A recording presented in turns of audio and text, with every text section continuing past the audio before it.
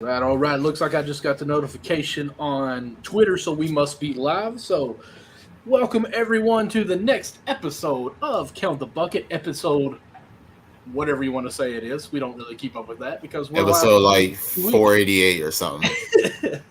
With us today, we're starting to get pretty faithful on our numbers now. So, I mean, once that CJ finally made the Twitter post from Unwrapped Sports Network. Now CJ's here all the time, and I'm loving it. So, kudos you, CJ. Welcome to officially being a part of the host, even though you've been a host for about a month or two now.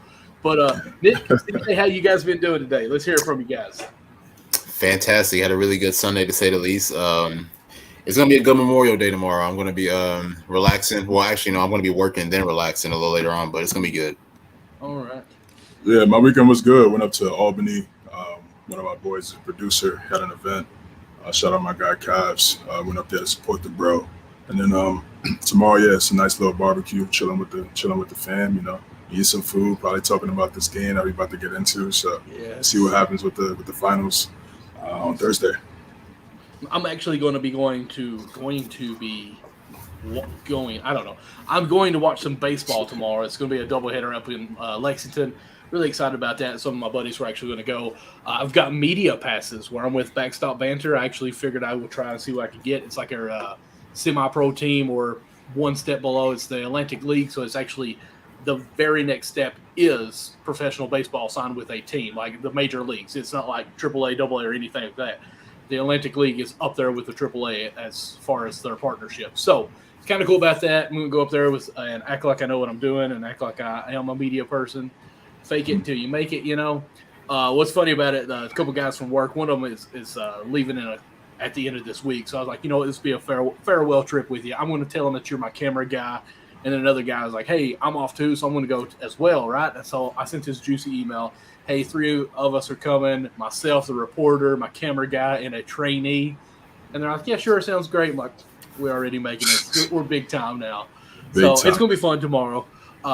Can't wait till next season in the NBA. When Nick, you're going to some games down in, I don't know, maybe Miami. CJ, you're making it courtside in New York as well with their media passes, right? Yeah, let's do it. Let's make it happen, baby. Hey, listen, I'm all for it. Listen, I have sent out, and of course, with my Backstop Banter, all baseball, I've been sending out some stuff local to me. Harlan, Kentucky, it's dead spot of nowhere, basically in the Appalachia Mountains. Closest thing to us, I don't know if y'all ever heard of, have you guys heard of Dollywood? In Kentucky? No, it's not in Kentucky. It's actually in Tennessee. It's in Pigeon Forge. I've heard of it, yeah. Mm-hmm. Okay, I figured maybe you have heard it, but I didn't figure it made it up in New York. Anyways, Dollywood is Dolly Parton's theme park that she's made in Gatlinburg or Pigeon Forge. It's huge. It's the next best thing to Disney World for Appalachia, I guess. But anyways, so there's a couple of teams down there in that area, and I've reached out to them. It's called the Tennessee Smokies, and they actually said anytime I wanted to go, media passes on that as well. Lexington, even Louisville Bats, which is a AAA with the baseball, or with my Reds. So I've got media credentials with those. I just got to actually make it to them, but it's about 2.5 hour drive anywhere I go. So, hey, all you got to do is reach out to them. I think it actually works. I mean, we just got to act like we know what we're talking about, right?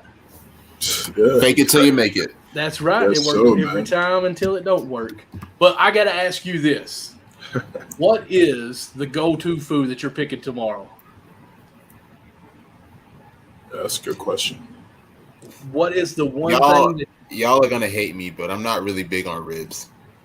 That's okay. I'm not either, actually. Oh, really? Okay. Yeah, I haven't had ribs in a long time. Yeah, I've had conversations with so many friends. They're like, "What? You don't like ribs?" I'm like, "I don't hate ribs, but it's like it's not my go-to. Like, if you have like grilled chicken, if you have hot dogs or whatever, burgers, I'm going for that all day." There we go. See, my favorite holiday is actually 4th of July because it's the hot dog, the burgers, the chips. I don't even care about Thanksgiving like that.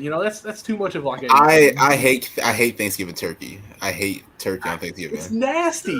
It's terrible. Yeah, it's if it's there, it might slide on the plate, but I'm not feeding for it. I'm not even touching it.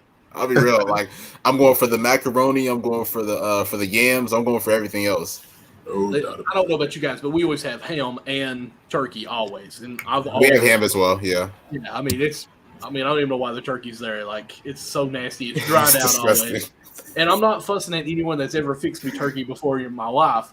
I just think it looks nasty. Like, chicken, I will eat all day.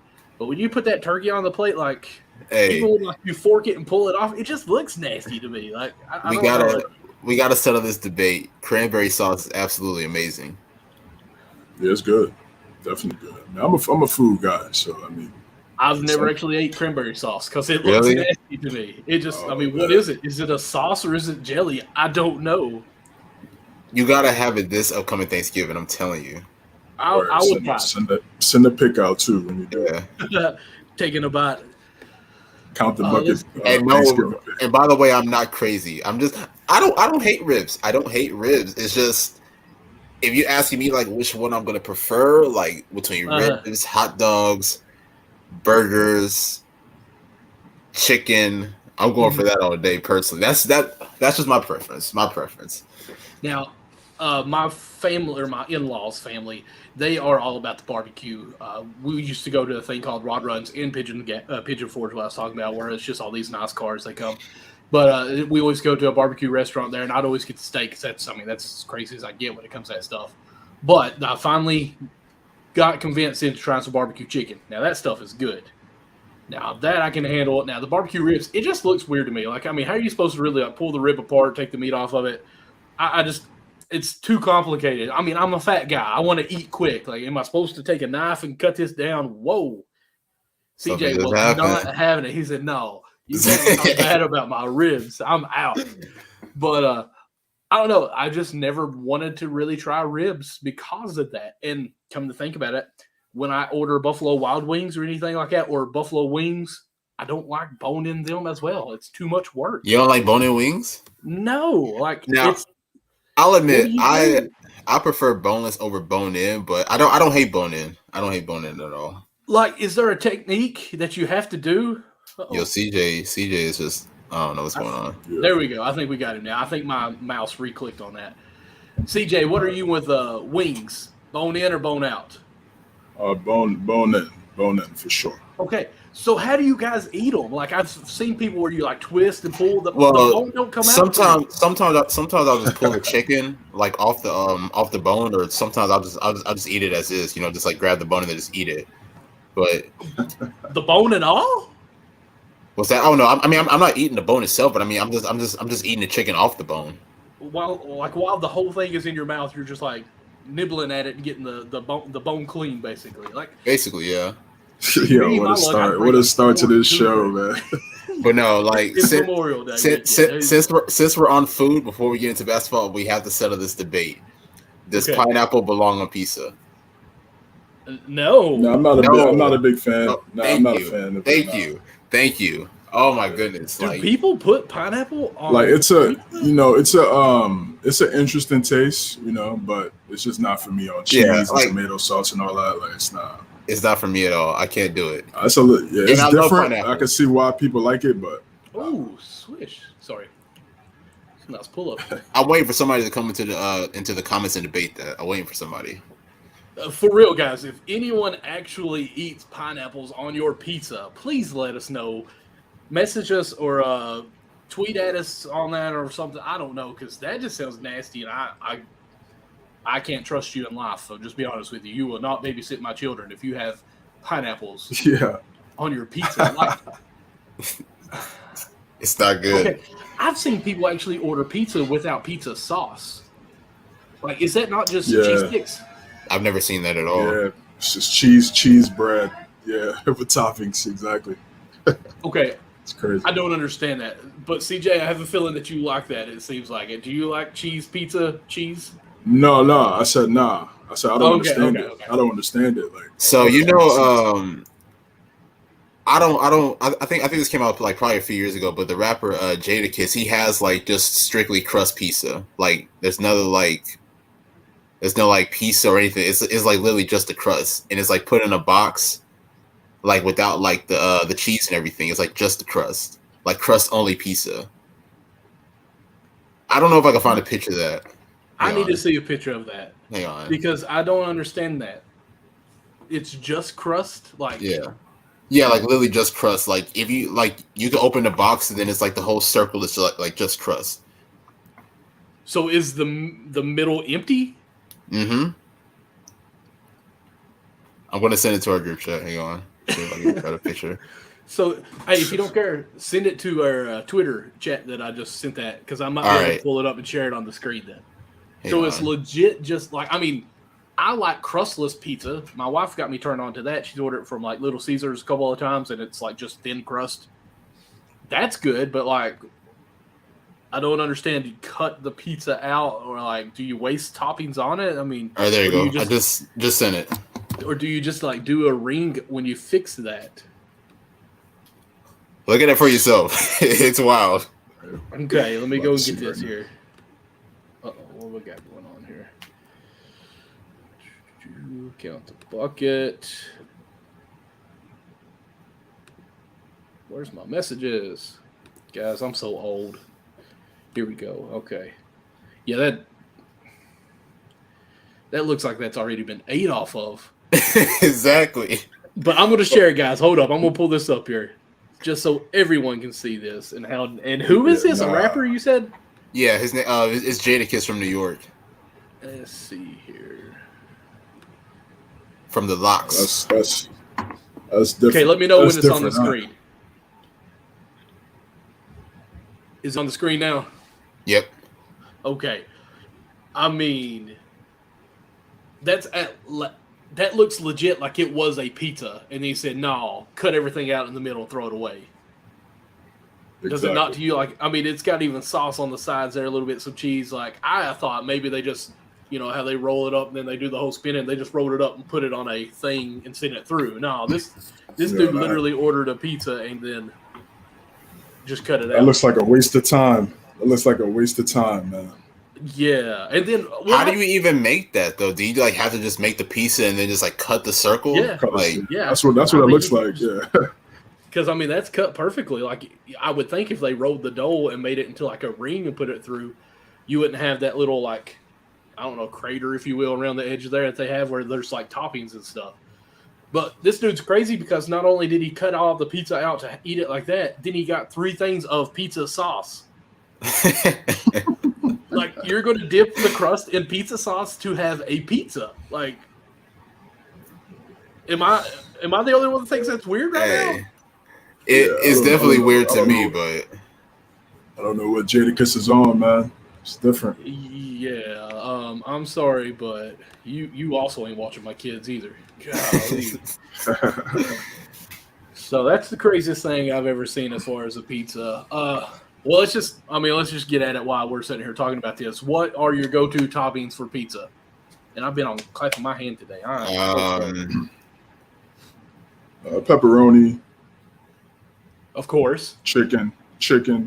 I'm not really big on the pepperoni. Really? Yeah, I don't know. I'm not a big pork guy like that, honestly. Okay. Yeah. You do know yeah. pepperoni ain't pepperoni from goat? Oh, is it? You know that. I don't know. I feel like it is. I thought it was pork the whole time. Yeah, I thought it was pork. I don't know. Who cares? It's good. It's delicious. It's delicious. That's all that matters. That's like they say, if you knew what all went into a hot dog, you wouldn't eat it. I don't want to know because I love it. Oh, man. So when you say chicken, is it like barbecue chicken or is it just grilled chicken on there? Because there's a difference. Man, it don't even matter. It doesn't even matter, man. I actually just had like a barbecue chicken pizza, I think it was like a few days ago, for the first time. It was really good. Oh, yeah? Really, really good. All right, the half is about to... Oh, did it get a... Oh, okay. I got 1.7 seconds on my end. I'm sure you guys are already at halftime. No, I still have 1.7. Lowry's at the free throw line. Okay, well, Marcus Smart is back in the coach off. We finally boxed out on my TV. This has been a really good Game 7. At least it's back. Because, guys, I know we're talking food, and we'll probably still talk about it a little bit more, but at first it looked like it was going to be, as Nick said earlier before we went live, it looked like it was going to be a Mavs and Warriors Game 7. Mavs Suns. Yeah, Suns. I'm sorry. I didn't want to mention the Suns and the blowout. But Oh, At least right now, it's respectful. I mean, it's under 10 at halftime now. It's still he's not shot his free throws on my side. Do y'all want to go ahead and tell the score? Because I mean, he either misses it or makes it. It's 55-49 at halftime. Jimmy Butler is the leading scorer, got 24 points. Jason Tatum has 13 for Boston. So been a well balanced game, but I've been saying for a while, for the longest, like, you know, Jimmy definitely needs help. Jimmy definitely needs some help out there. Who is going to be Miami's true second option offensively? It's definitely not going to be Kyle Lowry because he's cooked right now. Tyler Hero just got back into had just made his return after missing a few games. So it's going to be as far as who is that second option for Miami, because also Bam has just been real inconsistent to me, honestly. I mean, I'm not going to say he's played bad, but he definitely hasn't played at his best either. So in the second half, he's definitely going to have to step up a lot more as well. Yeah, Bam's the kind of player that doesn't really see the spotlight much. Like, I feel like he's always a good player. He just doesn't do the things that stand out in highlights. Excuse me, but I do think he has to be more game 2 or game 3 when Butler was gone. We need to see 3/4 of what we've seen there. But go ahead, CJ. I see you about to talk. No, I was just going to agree. Just pretty much that Jimmy needs help. I tweeted this out again. I think it was might have been game 4 after they just got demolished. And I was just like, yo, Bam is he's just not consistent enough to be that second option to win a championship. Last game he had 9 points in 41 minutes. That's not going to get it done. If you want to be if Jimmy really had to go crazy, drop 47 in order for them to even have this game right now that we're watching. So he needs another guy in there that, that could complement Jimmy. That's why I feel like it's so unfortunate that, the Sixers weren't able to. I mean, they took Tobias over Jimmy because I think Jimmy and Embiid would have been a great duo for years to come. But it is what it is. No. It is what it is now, and hopefully, Pat Riley and Alonzo Mourning, the star of the show last week. Yes, sir. Thank you for dropping that. Could sum up. Could try to get another star for Jimmy because if say they win tonight, I'm saying 5 Golden State. Ooh. I'm saying 5. Ooh. Saying 5. I ain't mad at it. That's fine. I mean, the backcourt discrepancy is night and day. It's crazy. I mean, I'll be honest. I got the Celtics winning this game anyway. I just feel like they are the better team. Honestly, like when you look at the whole roster assembled, their supporting cast is obviously better. Besides Tatum and Brown, you got Marcus Smart, you got Derek White, who's been giving them good minutes. Al Horford, Grant Williams, and, the list just goes on and on and on. Whereas for Miami, they have a good supporting cast, but I don't think it matches up with Boston in my opinion. Like Victor Oladipo has played well, but he's not that guy to really rely upon to really be a big time scorer if you want to say. I mean, I know that he's had some really big scoring games, towards the end of the regular season in the playoffs, but are you really looking for that? Especially down the stretch of the season. I like Gabe Vincent, I like Max Strus, but the lack of those guys just really being shot creators, I feel like that's what also doesn't help Miami as well, because it doesn't allow a lot of pressure to be taken off of Jimmy Butler.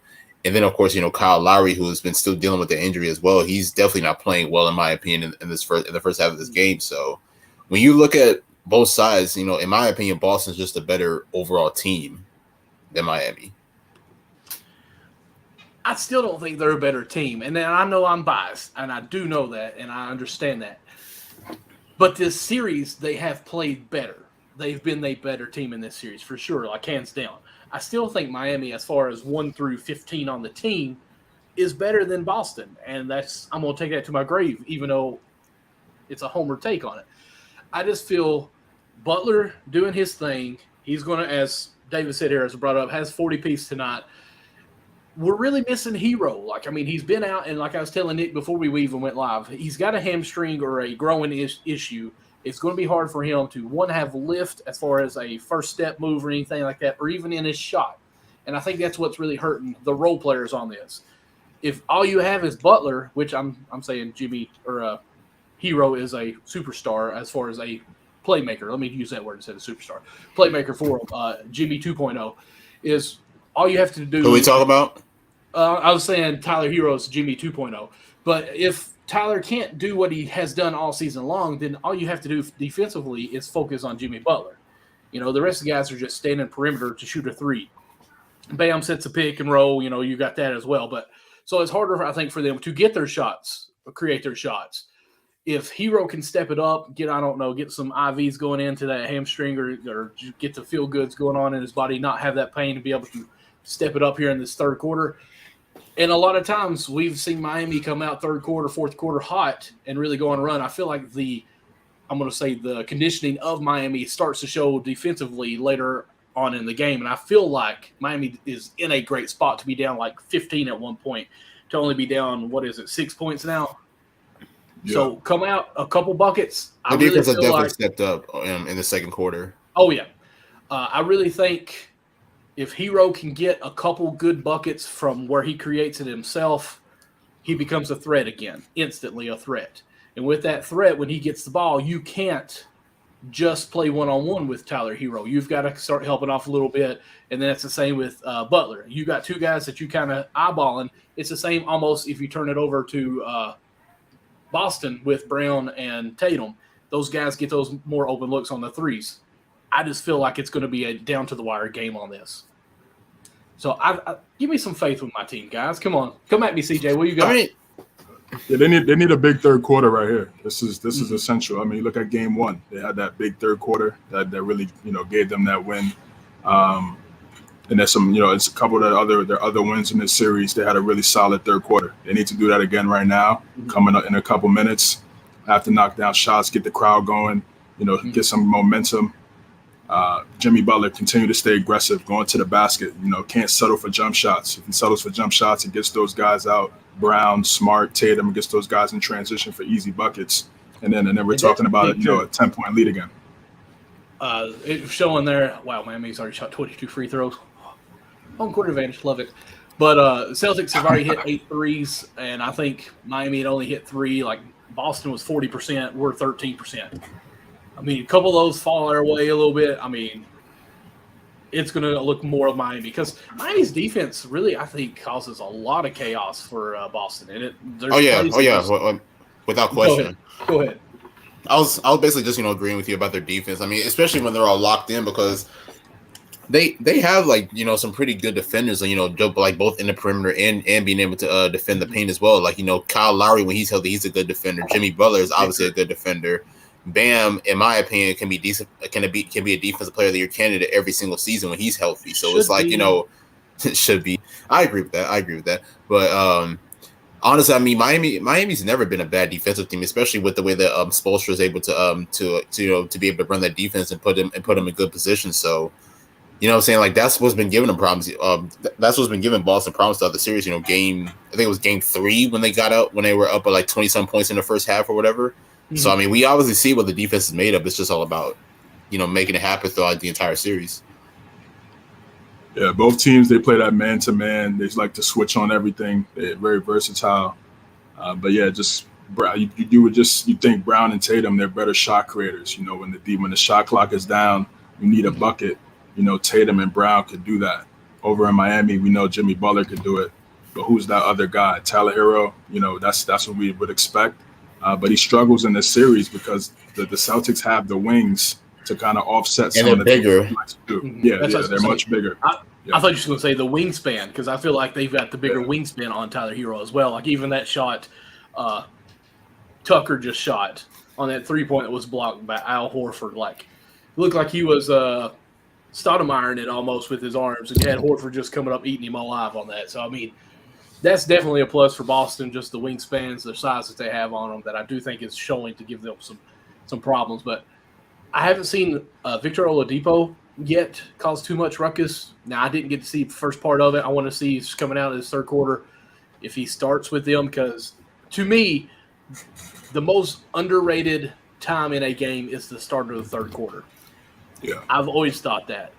One team can come out resting up from halftime, come out, start a little bit flat just because they can't get active as fast, and one team can really step on the gas and just put it away in the beginning of the third quarter. I've always felt like that.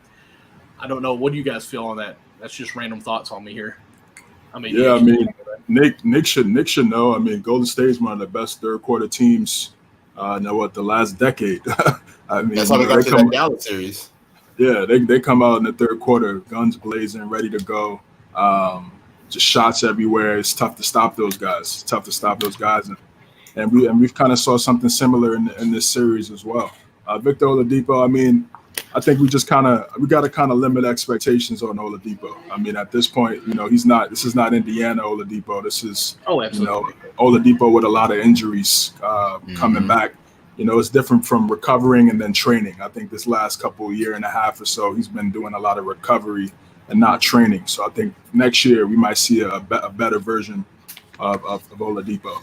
So yeah, this third quarter is important. And truth be told, Boston, they have to win this game. They have to win this game, even though Miami's the number one seed. But it's just just how one, they've been to the conference finals 4 out of the last 6 years. And haven't been able to get to the NBA finals. I know LeBron obviously is, always breaks the hearts of Eastern Conference teams, but he's not there anymore. So this is a clear opportunity for them. They had a chance against Miami 2 years ago in the bubble, and they weren't able to do that in the Game 7 and in a neutral sighting. So and then on Friday they had an ample opportunity to close it out in front of their home crowd in advance, just like the Warriors did the night before. So this is a big game for Boston, big game for Tatum and Brown. Looking forward to seeing how they play. It should be a great half. Can we talk about Jimmy Butler just a little bit? I was honestly going to get into that, honestly, because, for throughout this postseason, he's been pretty stellar. He had a good series against Atlanta. He had a really great series against Philadelphia as well. And Jimmy Butler, in my opinion, just hasn't really gotten that proper respect, honestly. I mean, even in this series, I mean, I know that, what was it, like games 4 and 5, he definitely didn't play well, but he had 41 in game 1. He just came off of a 47-point game in game 6 on Friday night. And I've been debating with a lot of people basically, about is Jimmy Butler a true number one option for a championship contending team? And I've been saying yes for the longest. I mean, look, I get it, like, what I'm saying, like he hasn't been able to eclipse and win that championship yet, but you can say the same thing about a lot of guys who haven't won yet, or who you could put over Jimmy Butler, or who people would put over Jimmy Butler. But I'm not going to sit here and say that Butler can't be a number one option for a championship team. He's obviously shown, obviously in the bubble in 2020, which people still don't want to count as him, leading that team to the finals, and even this year for the most part, like. We don't know the outcome of this game yet, but but just having them in a game 7 in the conference finals with him leading the way just shows that that he could be a number one option to me. Yeah, Michael, got a question. Could you tell us a second? I'm trying to figure out how to word this. To me, Jimmy Butler is a 1, but he's a different style 1, and I do feel like that's why it works with Miami. Miami is just Miami #Miami culture. It's completely different on how they just do everything. To me, it's almost Jimmy Butler is a mix. Now, don't quote me like I'm saying that he's up here with this on this level on everything. But Jimmy Butler is almost a one player that's like got the Steph Curry and the Draymond Green mix. Like most teams, you've got to have that Draymond Green, who is to me very, very important. I would almost say a must to win a game. I think you got to elaborate on that Steph comp. I gotta hear it. Okay, just that he's the all-star or a superstar mentality. Like, he's the playmaker that you got. But then you also got to have that dude that does everything, the dirty work, who doesn't care, that will play lock-up defense on anyone, who will fight anyone if it comes to it for his team. The Draymond, that'll get the technicals, that'll just run his mouth. Jimmy Butler was trying to call out Spoelstra mid-game, and Spoelstra lipped. Yeah. Do you want me to fight you or something like that? Like, granted, I don't like that. But that's Jimmy Butler. Like, that's all him in that. So I feel like his 1, like people saying he can't be a 1 or he is a 1. He is a 1, but you've got to excel on his skills level. Like, okay, he's the 1 on this team for sure without a shadow of a doubt. But if you had an all-star player or a superstar player still come on this team that could outscore or out-playmate Jimmy Butler, to me, Jimmy Butler is still that 1 on this team because of the leadership, the hard defense, the hustle that he's always going to be doing that demands respect from everybody else on that team. That's my opinion on him. He is a 1. It's just a different perspective or a different style 1. I mean, we already mentioned Jimmy Butler's a top 5 Miami Heat. That's right. No doubt about it. Listen, that got taken all out of proportion on my end. But keep on going, CJ. We ain't hashing that back out. Yeah. Zodo Oh yeah, too. that was hilarious. That was a hilarious debate. It's true. It's interesting for Butler, man, because I put a tweet out and a reply. One of my friends was like, he's not the I don't know if he's not the biggest Jimmy Butler fan. He's just not all the way sold. And I said, after they lost to like 2 games, game 4 and game 5, I'm like, he's a number 2, and then he puts a performance he put out in game 6. To me, he's like a 1B kind of. If you want to be like politically correct with it, he's like a 1B where he may not be to the level of to those guys, but I still feel like right now? Yeah, my bad. I was listening to a video real quick. My bad. No, you're good. We're live right now, CJ. I know. We're trying to talk. I tried to turn it down like as far as I could, but I guess I can still hear it. I'm pretty sure you turned it down and listened to the mic with it. Yeah, you're right. No, you're good, bro. But yeah, it's just interesting because his path to superstardom or stardom is a little different. He started off as a defensive specialist, kind of like Kawhi a little bit. Started off as a defensive specialist, and then transitioned into this great offensive player and was able to work on his game year after year, get better after every single year. Only difference is Butler didn't play for the Spurs, and he didn't have the 3 Hall of Famers to compliment him so young in his career. But yeah, he's a great player, man. He does defensively, offensively, his ability to create his own shot. I just really feel like Pat Riley, win or lose this series, I just feel like they have to make a deal in the offseason to compliment him because he's 32. It's not like he's 28, 29 years old where you have a 6-7 years left. Probably got a solid 3-4 years. Already has a lot of injuries, so 3-4 year window for him to get it right. So you got to put another star next to Jimmy. So who would y'all rather have on your team? Would you have Jimmy Butler or Paul George? Yeah, and see, and that's crazy. I was at this event too, and we were chopping it up. Yeah, it was because my thing is like it's clear that Paul George is more skilled than Jimmy Butler as far as offensively. Is this Paul George before the leg injury, like pacer, or Paul George in general? I mean, you got to remember Paul George was an MVP candidate when he was at OKC.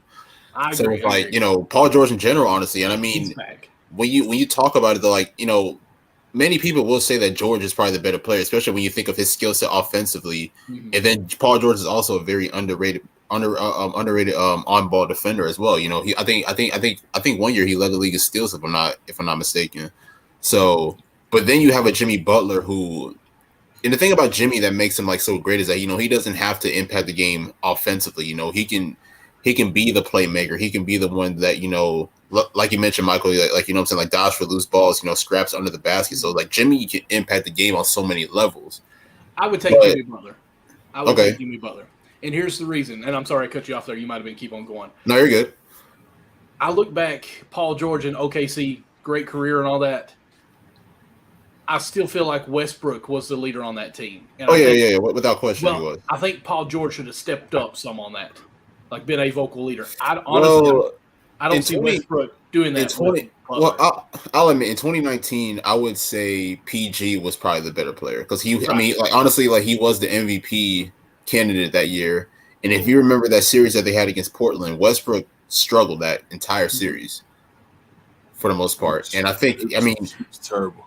Yeah, not saying that Paul George played well, but Paul George definitely played a little bit better than what Westbrook did.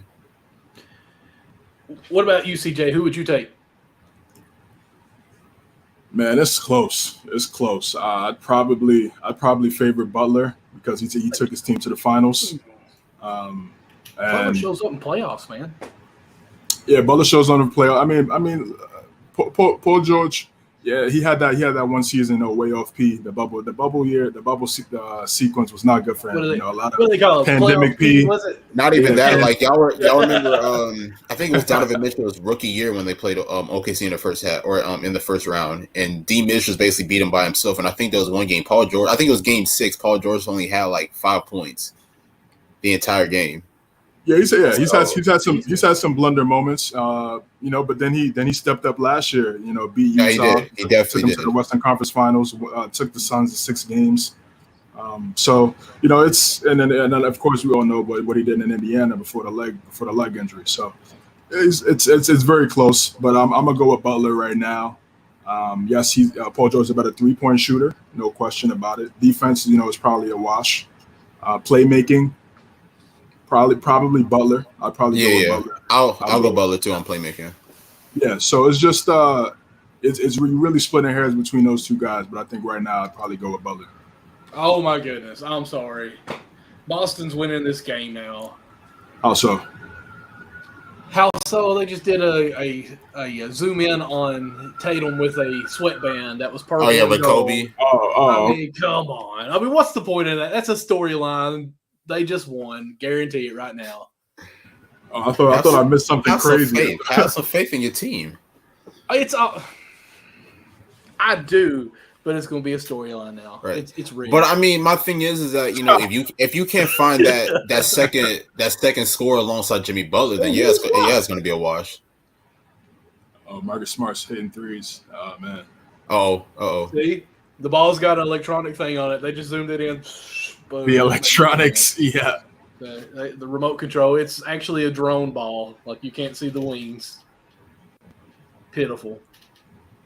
If this one goes in, it's the same. No, see, total clunk. He don't miss that three. Come on. He remote controlled it out. So let's ask this.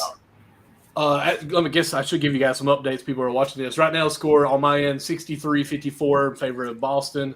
They just showed a sweatband of Kobe Bryant on Tatum, so now he's going to go for like 50 all of a sudden in the second half, and they're going to win by 2 on the last second shot. He's going to score 50 in the second half, and they're only going to win by 2. Yeah, and it's going to be a Kobe That's wild shot. That's wild. You know how mad I'd be if I drop. You know how mad I'd be if I drop 50 points in the second half and the game is still close, where you only win by 2. That would be pretty bad. But okay, let's ask this. Since we're kind of staying with the Heat right now, I didn't see the technical. I don't know. I guess it was. I didn't even see it either. What happened? Illegal defense, maybe. But we're saying that they need help or they need a superstar. Who would be a good fit? Do they keep who they have and let them develop more? Because he's the third year now. I mean, 6th man of the year. Keep making steps. Could he be that guy still? I think so. Yes. Well, how about this? Duncan Robertson. How about this? Honestly, this could be a scenario. I doubt it'll happen, but Utah is looking. I don't know if Utah might be looking to blow it up. Could you possibly trade Hero for a guy like Donovan Mitchell, or trade some more pieces or some picks for a guy like Donovan Mitchell to play alongside Jimmy Butler? I think it would be good, but my only thing is, did they call a foul on that? I'm sorry. If you're getting a Mitchell player, well, you're going to be trading some pieces. So I was going to say, Hero's definitely going to be a part of that trade. Hero has to be a part of that trade, and that's going to make me so sad. But you're almost slowly mimicking the Toronto Raptors. I think as far as your guards are getting a lot shorter in a league where you got to be 6'8" to do everything. So that would be my only concern on there. And I'm not bad mouthing any player. I love Kyle Lowry, but we see what LeBron James doing. So that would be my only thing. I do think Mitchell would be great on this team. I mean, honestly, I like what I've seen from Victor Oladipo. I want to see what this offseason does for him too. I don't know if Oladipo. That's what I'm saying. Like, I don't know if he could be that guy for you. That I think many people saw in Indiana. Like, I think that Oladipo is long gone now. Especially with all the injuries. Because here's the thing. Like, Oladipo has never really been a good shooter anyway. So it's like, with him not being able to really space the floor like that, that also plays a role in why I feel like he won't be able to. And then on top of that, he's probably lost a lot of explosiveness as well. So Oladipo can still be a really good role player. He's a very underrated defender in my opinion, and people don't talk about the side of him enough. But as far as him being like a second option, like behind Butler, I don't think that can happen. Yeah, I like Beal. I think Beal. Beal definitely. Beal would be a better fit. He's and he wants it. He's a little bit taller than Mitchell. I think more of a willing defender. Definitely could play off the ball with his shot. You don't have to worry about him holding the ball for too long. He's not inefficient when it comes to that standpoint. I think he's a much better fit with Butler. But then it's just, I mean, it's gonna come down to Bam, bro. I mean, he really has to play dominant. He has to play like a dominant big. You can't have these lapses where it's like 8 points, 7 points, You gotta play better than that. You gotta because Robert Williams, every time Robert Williams is out there, it's like he struggles. You know, Robert Williams has his number this entire series outside of that one game, and then when he went off, Robert Williams wasn't playing in that game. So it's really gonna come down to Bam. You need that inside presence. You need that guy in the inside that could create. So you could kick it out to those shooters. So, but I think Beal would be a great fit. Mitchell, yeah, it's a good fit too. It's just he's gonna have to play defense and he's gonna have to play point guard. He can't play shooting guard. I would put him in. And Hero, you can't. I mean, Hero being the second option on the chain. You're asking your sixth man to be the second scoring option on the championship team. When have we seen that? We never saw it. So, that's. Next year, do you think he stays the sixth man, or do you think he rolls into the starting lineup? My thing is that Miami has experimented that where Tyler was in a starting lineup, and I just don't think it works. I feel like he's better off as a sixth man. I don't know why. It's kind of it was kind of like the Harden treatment, like when he was at OKC, like he was a better sixth man than he was as a starter for some reason, and I feel like that's kind of the same thing with Hero. Listen, wasn't Kobe a six man for a while? Like, didn't he prefer to be a six man one year? Maybe like his rookie year. Maybe early, yeah. Like I want to say there was a time, and it was in the 90s. I remember this because they're like, this guy is so much better, but yet he is preferring. He's asking to come off the bench. But that team also had like Nick Van Exel, Eddie Jones, and the rest of those guys. So Kobe was like 18 at that time. So he like that coach, whoever that I can't remember his name, but like he wasn't even giving Kobe like the minutes that he needed, or that he deserved. There was definitely a log jam at guard at the time. Ooh. Please go in. Is that ooh? I ain't gonna lie, I don't think Oladipo will have it next year. That's what I'm saying. Yeah, I'm saying they got to make a big move. Yeah, I tweeted this out as well. I said, you look at the championships, Miami. They had superstars, bro.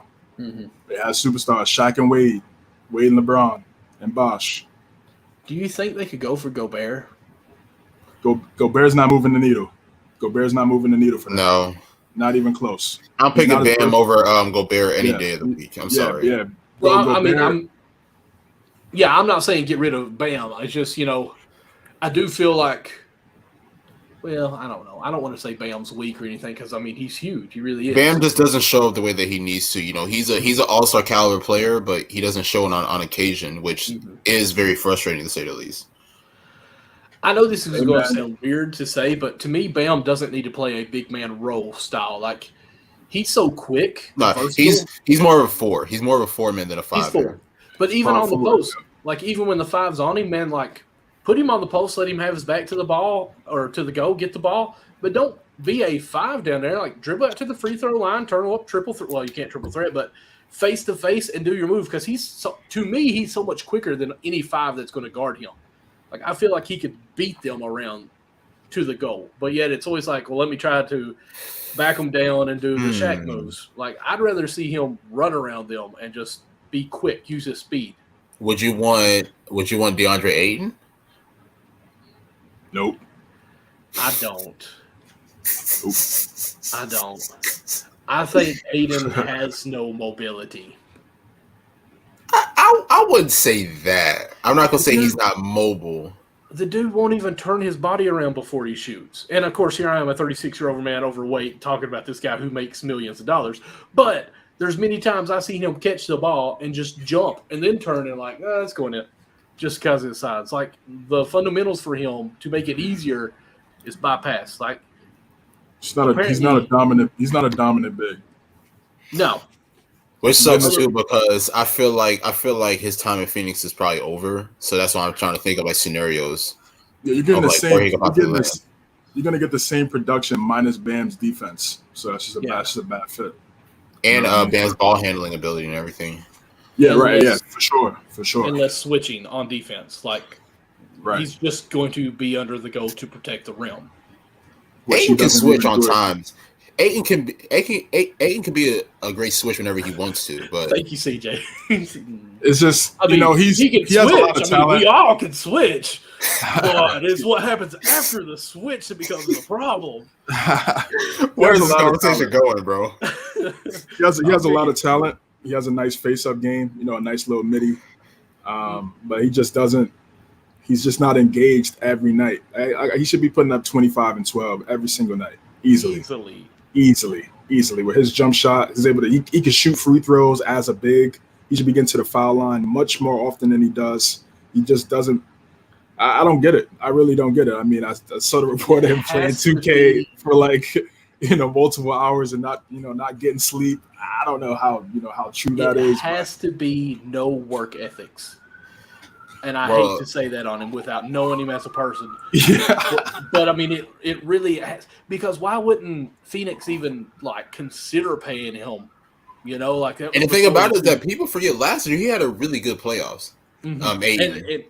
And he said everything like, I've blossomed so much because of Chris Paul. And I think he's seen a veteran in there that's like, okay, this is what it takes to be good. Like, you need to step up your work. I just feel like he has to be somewhat. I bet you when they run their suicides, he is like the second to the last one finish every time. Like, I ain't going to be last, but I'm going to be second to last. Just do that enough where coach ain't on my tail, but I'm pulling up the end. That's just what I get from him. Chris Paul makes every big man look good. You've seen it for years. Absolutely. Tyson Chandler, David West, DeAndre Jordan. So it's like McGee. Yeah. McGee for a little bit. So yeah, I mean it's Capella, no question. Trae Young's doing that as well. No doubt about it. So he doesn't play like like Jokic and Embiid. If he played like Jokic and Embiid, oh man, we're not having this discussion. The Suns might be in the finals if he's playing like that, absolutely. But he's not. So if he played like them, we would say Booker who. Right, and that's a good question. That means you have a really good team if that's what you're asking. He doesn't play that way. What do you mean by Booker who? Booker's not the 1B or 1A if you want to say on this team. It would be Chris Paul and then Ayton if he played to that level. And I'm thinking I don't know about that. If he played, I thought you were saying. Go ahead. No, I thought you were saying just Booker and Ayton, not Chris Paul. Not Chris Paul, but go ahead. Nah, my bad. I feel like either way, Booker is the best player on the team. Booker will be the number one option on Phoenix regardless, just because of how skilled he is. I mean, y'all know I love Booker. That's my boy. I'll leave it at that. But I mean, you're telling me if you have him playing like the two top MVP candidates year in and year out for the past 2 to 3 years, that if he's mimicking their playing like production and everything, that Booker would still be better? Yeah. So how? In my opinion, yes.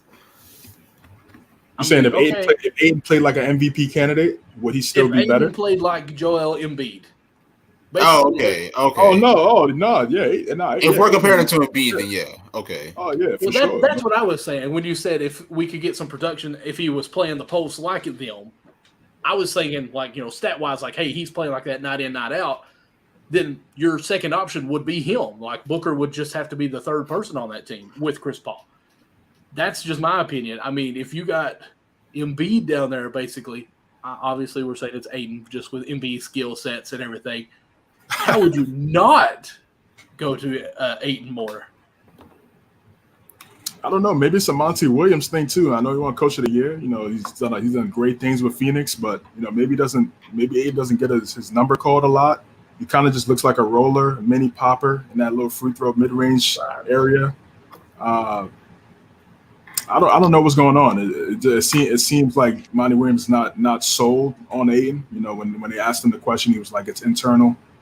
So it's going to be interesting to see what happens with him in this offseason. You know what? I'm looking him up right now. I think Miami should go for James Harden.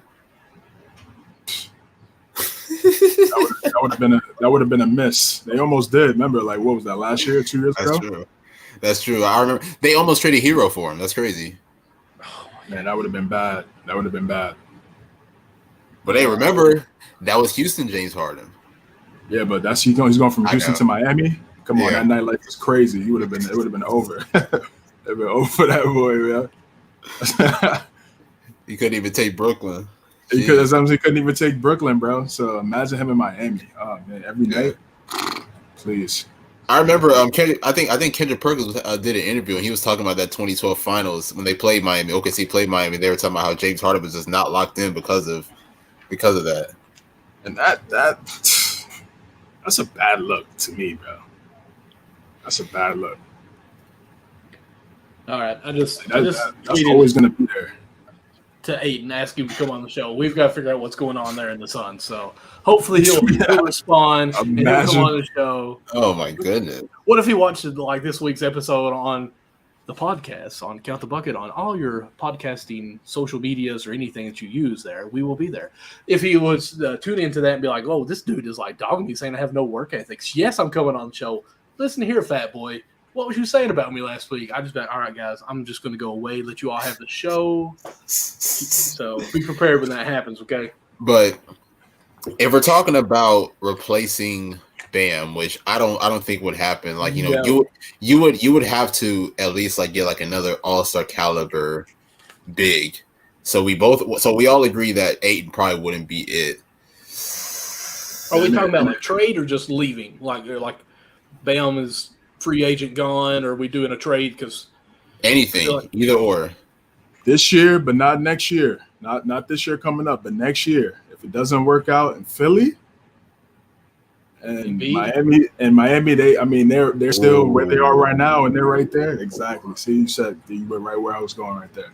And we know the friendship between Jimmy and Embiid. That they picked Tobias Harris over me. Right. They go to Miami. They make it happen. Jimmy would be 34 at the time, so still, again, a couple years. Sweet. Yeah, he'll still be pretty solid. Combo. Wait, right, but reverse because the guard is older. Exactly. Right. So, that'd be great to see. Obviously, Bam would be in that deal, no doubt about it. So, just look out for that, man. Look, I could see that happening. I could definitely see that happening. That'd be nice. I was honestly going in another direction if that didn't happen, because these two have already played with each other before, but it didn't work out. Cat. Oh, with the Timberwolves. Yeah. He don't want that mentality, bro. Yeah. Cat can't handle it. See, that's what I'm saying. Like even to play with Jimmy Butler, like you've got to have some thick skin, I think. Because I even think there's and I hate that term. Like, why do we call people dogs? It makes no sense to me. But like, that has to be offensive. Oh, he called block. But I mean, I agree with y'all, and it's crazy because Cat had a 60-point game early or like not early in the year, but like late in the season. And people were saying that he was like right up there with Embiid and Jokic as like an MVP candidate as like far as like being the top bigs. And I was like, y'all are absolutely insane. Y'all think just because he's able to stretch the floor and knock down threes at a high percentage that he's up there with Jokic and Embiid? No. And as soon as the playoffs came around, all that noise shut down because Cat was basically a no-show for the most part. I mean, he did have some good games here and there against Memphis, but for the most part, he was a no-show. It was really Anthony Edwards and everybody else besides Cat. I think with Cat, we will know what he's going to be next year. Like, that's going to be his identity, in my opinion, because the dude went through a lot. Lost his mom to COVID. I think something else happened with him and all that. Had a lot of family members pass away on him, and I think he had a lot of emotions. Now, I'm not saying that hurt his game or anything, but I think getting to the playoffs this year and actually seeing what it takes, because we all can say, I mean, when it's the season, you can play a certain way, but when it's the playoffs, you've got to be even tougher. I mean, every play, it could be a foul, let's just be honest, but they play through it, and you've got to just tighten up. And I think that was kind of a punch in the mouth for Cat, so we're going to see how he comes back this year. If he comes back and doesn't do anything this year, then this is going to be your Cat. Like, I mean, top. Yeah, he's a talent. He got the talent, like you guys. Right. He has the talent. He could be right up there with Embiid and Jokic. But production level, from a production standpoint, he just doesn't bring it. I mean, Minnesota should have beat Memphis, bro. I mean, they had 4 20-point leads in that series, and all 4 of them were blown. 2 in one game. I mean, if he and you look at those losses, he was terrible. He was terrible in those games. He didn't establish his dominance as a big man. He played too much like a stretch 5 instead of a inside out scorer, and it hurt them. and it hurt them, man. So Anthony Edwards is going to have to be the best player on that team if they want to go far. Clearly, and he will be, I think. And I think they need another guard. They need another wing. I like D'Lo. You know, he's a really good player. But unless he wants to be a willing playmaker, I think they might have to make a move there too.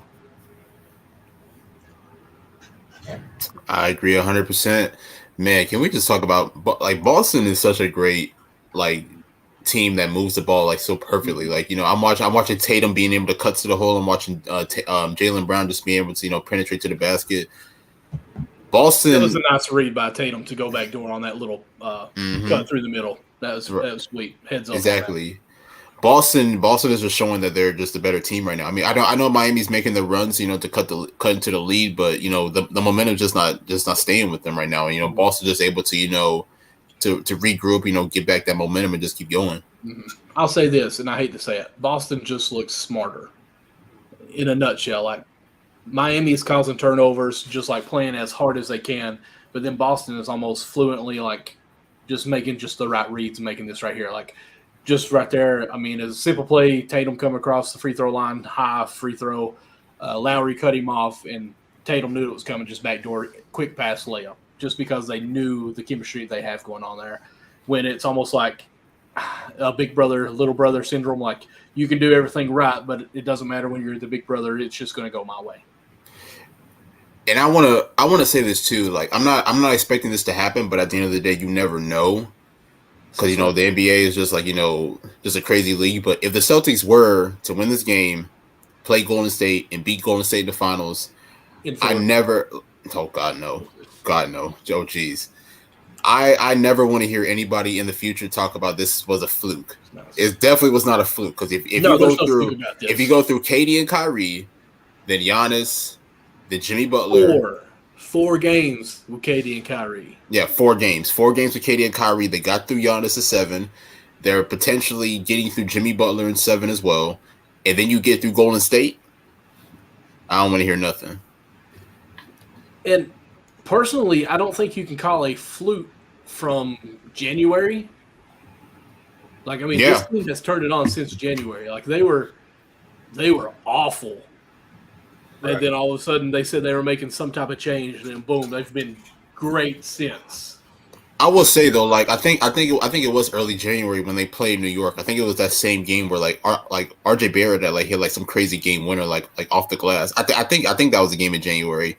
I think ever since that game, well, CJ knows definitely. I think after that game, that was really when everything switched because Boston was struggling at that time. They had just lost to New York. And that was kind of like when everything had changed for them. And since then, they've by far been like the best team, in my opinion, in the NBA. Yep, they bought in on the defensive end, and they started closing games. They had some leads, but and then a lot of those losses when they were like 500 in the beginning of the season, they would have big leads and then blow the leads in like the fourth and third quarter. And I think they kind of started to figure that out. Second half, like we need to close these games and really wrap it up, and that's what they've been able to do. So. Still a 10-point lead, so a lot of game left. They got to close this one out, man. This is a big game. You see, Grant Williams missed that shot, but thank goodness I can't stand. But to me, I like Grant Williams. He went to Tennessee on my end. Like I feel like he whines over everything and flops too, like crazy. Yeah, when you don't like a play, you see everything extra, all detailed that they do. Listen. I can't. Okay. Then when he's on your team, you love him. Right. You forget about all that stuff. Right? I don't know. If Grant Williams was in the Miami Heat, I don't know if I could handle it. Oh, please. I'm just going to You would absolutely love him. No. Did you say that you hated PJ Tucker? Or was it somebody else that said that they hated him? No. I said I hated PJ Tucker and I hated Joakim Noah, but I loved him when he played for the Bulls. So, and that's kind of how far back my love goes for Jimmy Butler. I used to like the Bulls when he played with them. I just don't think I could like Grant Williams. I can't stand him. What's the one player that you guys can't stand? I don't know if there's a player I can't stand. I don't know. Got to think about that one. Yeah. I ain't gonna lie. For a little bit, it was Pat Bev when he did that. When he went at Russ's knee back in 2013. Oh yeah, definitely was not rocking with him after that. All Russell trying to do a call a timeout. He dive as knee, try to steal a ball, and then he tears his meniscus. That was one where I was like, yeah, I'm not. This kid is different. But right now, I don't know. That's a good question. I mean, I might have one. Julius Randle. If we're being honest. Oh, that hurts my soul. One hit He's wonder. even on your team, though. One hit wonder, brother. One hit wonder. That entire Knicks team, top Thibodeau and Julius Randle, dog. Yeah. One hit wonder. That's all it is. If I had a player that I just hate it, well, I'm not gonna say I hate this guy, but he does annoy me. It's Gobert. Okay.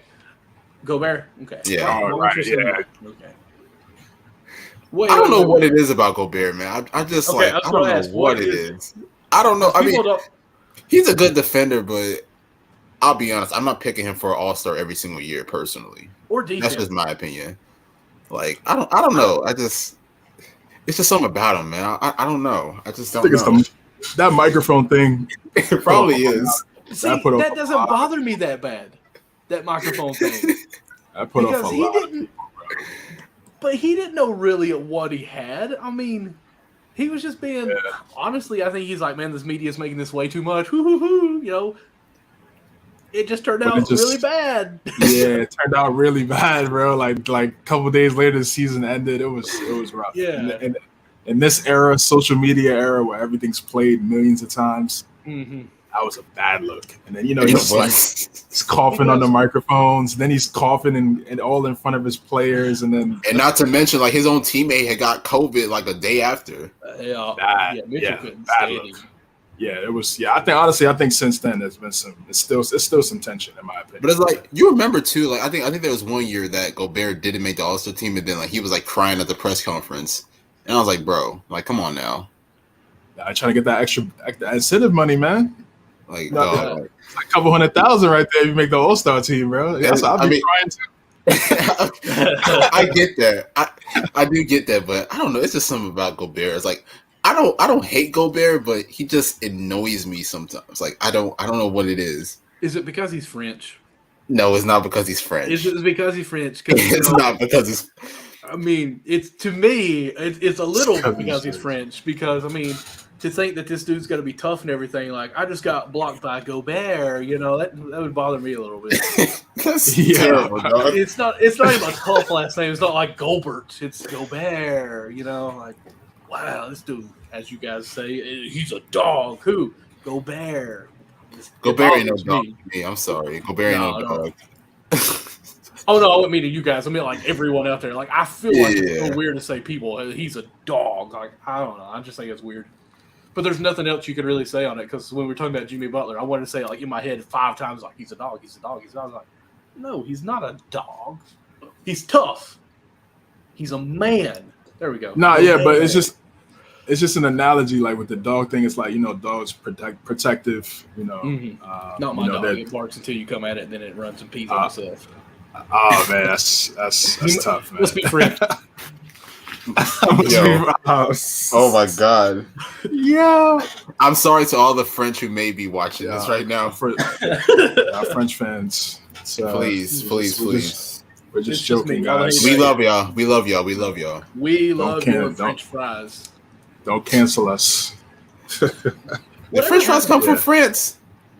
I mean, they're called French fries. Like, I mean, yeah. Like, remember? I mean, y'all got this. Remember when we started trying to call them freedom fries, and because the France wouldn't help us after 9/11, I think it was. So they're like, well, fine, then we're not calling them French fries anymore. Let's call them freedom fries. That lasted like a minute. I was too young. I was like, Yeah, Okay. same here. I don't remember Same that. here. Yeah. Baby. That's wild though. I don't remember. Wow, that's pretty I crazy. didn't know that either. Jimmy Butler though, 31, 11 to 18. Listen, man, this guy.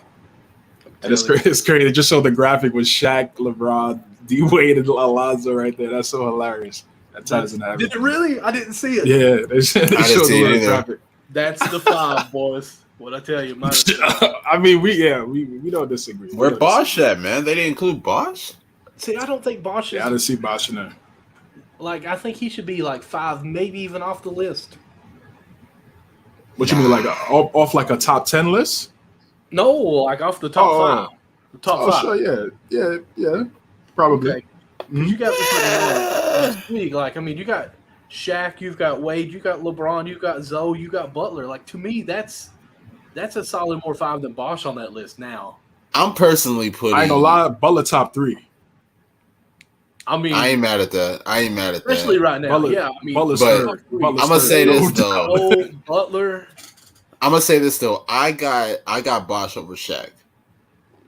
Really? For Miami Heat, I do.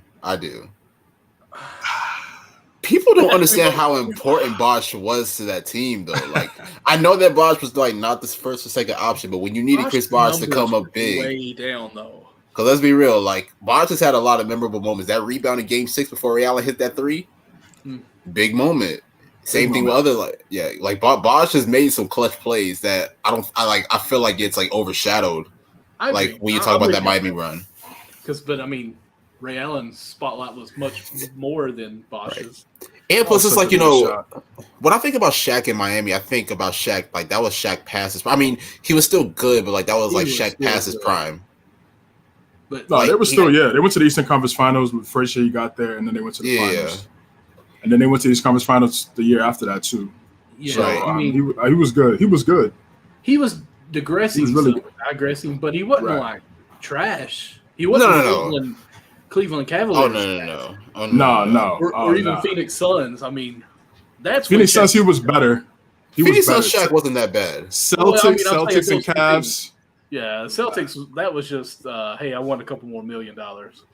Yeah, exactly. He was ring chasing. Like let's be honest. Shaq was ring chasing at Boston. He was trying to tie Kobe, bro. That's what he wanted to do. It wasn't happening. He wanted that one. He wanted that same one like Kobe. Okay, and it just didn't happen. Can we be honest? Shaq, if he had a Jimmy Butler, wow, special man. Yo, I'm not gonna lie. The Celtics might need to take Robert Williams off the floor. It's just a tiger, man. Just a tiger, not a dog, but a tiger. Not a dog, but a tiger. Is that better? Yeah, that's funny, man. That's funny. But now, what was you just had a question about Shaq?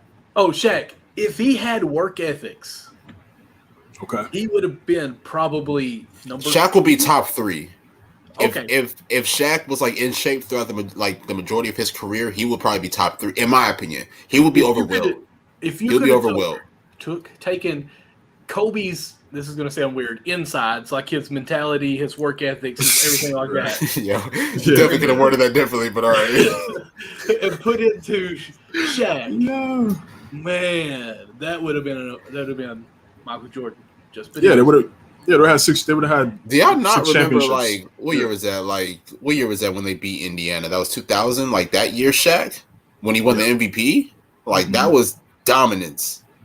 Straight dominance. I've seen some comments or some tweets going on where some discussions going on like Shaq led the Lakers, not Kobe. I'm like, whoa. I mean, now we're getting a little bit. I tweeted about that today. Was it you that said it?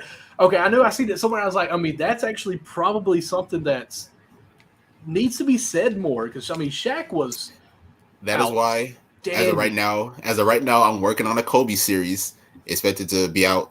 I don't know when, but I'm working on it right now, and I'm going to highlight a lot of things. So Christmas, make sure to check that out. Or in April on my birthday again, right? Whatever. I'm not making any promises. Okay. That's a narrative that that's like it's like a first. I call it a first take narrative. That's what people like to. Or like an undisputed narrative. That's what people like to use. When Kobe was living, they love to use that line. Shaq carried Kobe. But when you look at the numbers, and then actually one of the replies that under that tweet that Nick Pope, shout out to Bryce. He dropped the image right there. Yeah, they were both getting money. 30, almost 30 for Kobe, 28, something like that. Shaq, obviously, nobody had an answer for him. But it took Kobe as well to step up. That in that Indiana series. Shaq got fouled out. Kobe held it down, and in that fourth quarter overtime for them to get that W in Indiana. So, you guys, anybody could go watch that game. It's on YouTube. Go watch that and see how dominant he was, even at 22, 23 years old, with a great shot. Who was the Pacers' big man back then? Was it like they had the Davis brothers, I believe. Yeah, Antonio Davis and yeah. I forgot the other Davis. I did too. Kind of like Marquise or McKeith, right? You only know the Morrises. They had Mullins, Reggie Miller, obviously Jalen Rose, Mark Jackson. They had a good team, man. They had a really good team. Did. They had a really good team. Did they have Artest then? No. I think Artest was in. He was on the Chicago. Bulls. Yeah. He was on the Bulls right then. Yeah. But yeah, Kobe. They were just as good. They were just as good, and then they showed why even after Shaq left, he won 2 without him. He won 2 without him. So without a top 75 player. So I mean, what are you talking about? They went back to back twice, didn't they? They went 3 in a row with Shaq, and then Kobe did it by himself with Gasol and repeated. He wasn't able to three-peat. Okay, right. I wanted him to, but then I actually wanted him to, but then Dallas ended up like kicking their ass, basically swept them. Yeah, that's when Dirk was just. I don't know. Dirk was a different animal. What was in his he brings the little plates from his wife. I don't know what she was making during that time, but boy, he was going crazy. Dog. He was going. Them tinfoil plates must have had I don't know what, man. But he was going wild. He was going wild in those playoff series, man. She was making some. She must have been making some really good food. I want to say that was the same year too, like when they played Miami, and then I think there was a game where he was sick, and then LeBron and D-Wade was like making fun of him for being sick, and then next thing you know, like later on that game, Dirk cooked him. He was cooking Bosh. Oh man, I felt bad for Bosh out there, man. Bosh was getting work every single game, man. Sheesh. That's why when you said Bosh top 5, I was like, I don't know about all that, bro. Okay, minus 2011. Minus 2011. Minus 2011. Yeah, minus 2011. Yeah. Oh my god. But yeah, that 2011 series was just not good for Miami at all. Now I think about it. Nah, LeBron, but you gotta remember, look who Dirk went through, man. He went through the back-to-back Lakers, OKC. He went through OKC. I think it was another team before that. I think they played Portland. I think they played Portland. Portland, yeah. So yeah, he was. That was the Brandon Roy team, and I think Aldridge was on the team too. Yeah, yep. Aldridge still there. Yeah, he had that postseason run was insane. Miami cannot make a 3. They just can't make shots at home. Wasn't it a stat like Matt Strus missed like 16 straight shots? Did you see that? He made that little layup. Couldn't even dunk the ball, but then he laid it down to the guy that was on the floor. Come on, man. You being a smart aleck. You being a turd on that. That's as rough as I get there. Boston just needs to like go on a run and just like no, they don't just let this game go away. Like no, they're letting Miami get it too close. Like there should have been no reason that the game got to 3. Yeah, has Jimmy come out the game? I think about it. I don't know. I don't think Hero's been back in. He must be done. So I mean, he wasn't even playing well when he was actually healthy. So no, I wasn't expecting much. He's averaging like 12 points. Ooh, that was a bad hit by Adebayo. They better not call that a flagrant though. They probably call it a 1. I mean, it was inadvertent, but they'll probably call it a 1. Let's see. Listen, if they call that a flagrant, I would just go around and throw my head everywhere. If they call that a flagrant foul, if they call that a flagrant foul, man, come on, man. That's not an Artest elbow to the head on Harden. That's a flagrant foul. He's in the air. Like, what? How you want him to land? He's in the air. Like, I mean, you got to land like this. Yeah, it's just like, man, I don't get the NBA, bro. I don't understand what's just. Here's my thing, and I'm going to say this, and I actually think it's a good point. If I'm shooting a 3 and you come up too close and I step on you, it's a technical on you. If you scoot too close on me to not let me come down for a rebound and I elbow you in the head, I mean, you can't penalize me when you're penalizing the defense on the other side. It's a different NBA. No, yeah, like just imagine like Bill Laimbeer would get fined like so much money if he played in today's game. Yeah, without the league. Without the league, yo, he was a paid enforcer. Because I ain't gonna lie, like those Jordan rules was rough. Yo, Man, they call that block too. you gotta have some mental fortitude. They were tripping Jordan, all that. Like, Listen, It's they were insane. trying to take him out. That's all you can say. Like that was dirty. Now that was dirty. Rick Mahorn and those guys, like you said, Lambeer, those dudes are just Yeah. John Sally, all of them. John Sally, young Rodman, man. Oh, yeah. that paint was lethal, bro. I don't know how Jordan would do all that, man. It's insane. They were physical, bro. So I feel like we've talked probably more about the Heat than we have Boston today. Sorry for you Boston fans that may be tuning into this. We got a top 5 for Boston all time. Oh my god. Bird obviously number 1. Oh, no. Bill Russell number 1. I'm sorry. Bill Russell number 1. Bird 2. Kevin McHale 3. Yep. For me as Kevin well. McHale 3. Where's Paul Pierce? I got Paul Pierce. 4. Yeah, Paul Pierce got to be 4 because I was thinking either 4 or 5, but I'll put Paul Pierce 4, and I don't want to say Kuzi. I'm not putting. Shout out Bob Cousy, man. I'm sorry. I'm not putting Kuzi in there. 92-year-old Cousy catches strays, man. Leave that man alone. JJ. Oh man, Leave that man alone. Who's 5, man? Like, I mean, I Man, almost you wanna might say have to put- Garnett. You'd have to put Cousy in there, man. nah, I can't do it. I'm sorry, I can't do it. I mean, who else you gonna put on there? I mean, KG. I mean, KG. Maybe. To me, if Bosch is on one list, Kevin Garnett has to be on this list. Not necessarily. I mean, like, I see your point. I see your point because KG was a better player, right? I see. Yeah. I mean, I feel absolutely that. better. But we're Right. talking franchises, though. We're not talking about like all time. Well, okay, so to me, Chris Bosch is a Raptor. Heat was just to try to win championships. You're gonna remember Chris Bosh more in Miami than Toronto, in my opinion. Well, I'm older, Yeah. so I mean that'll go to my offense on that, or offense or defense, I don't know. Is I seen him more as a Raptor. Like I watched the everything come together from these stars on that. So That's a fact.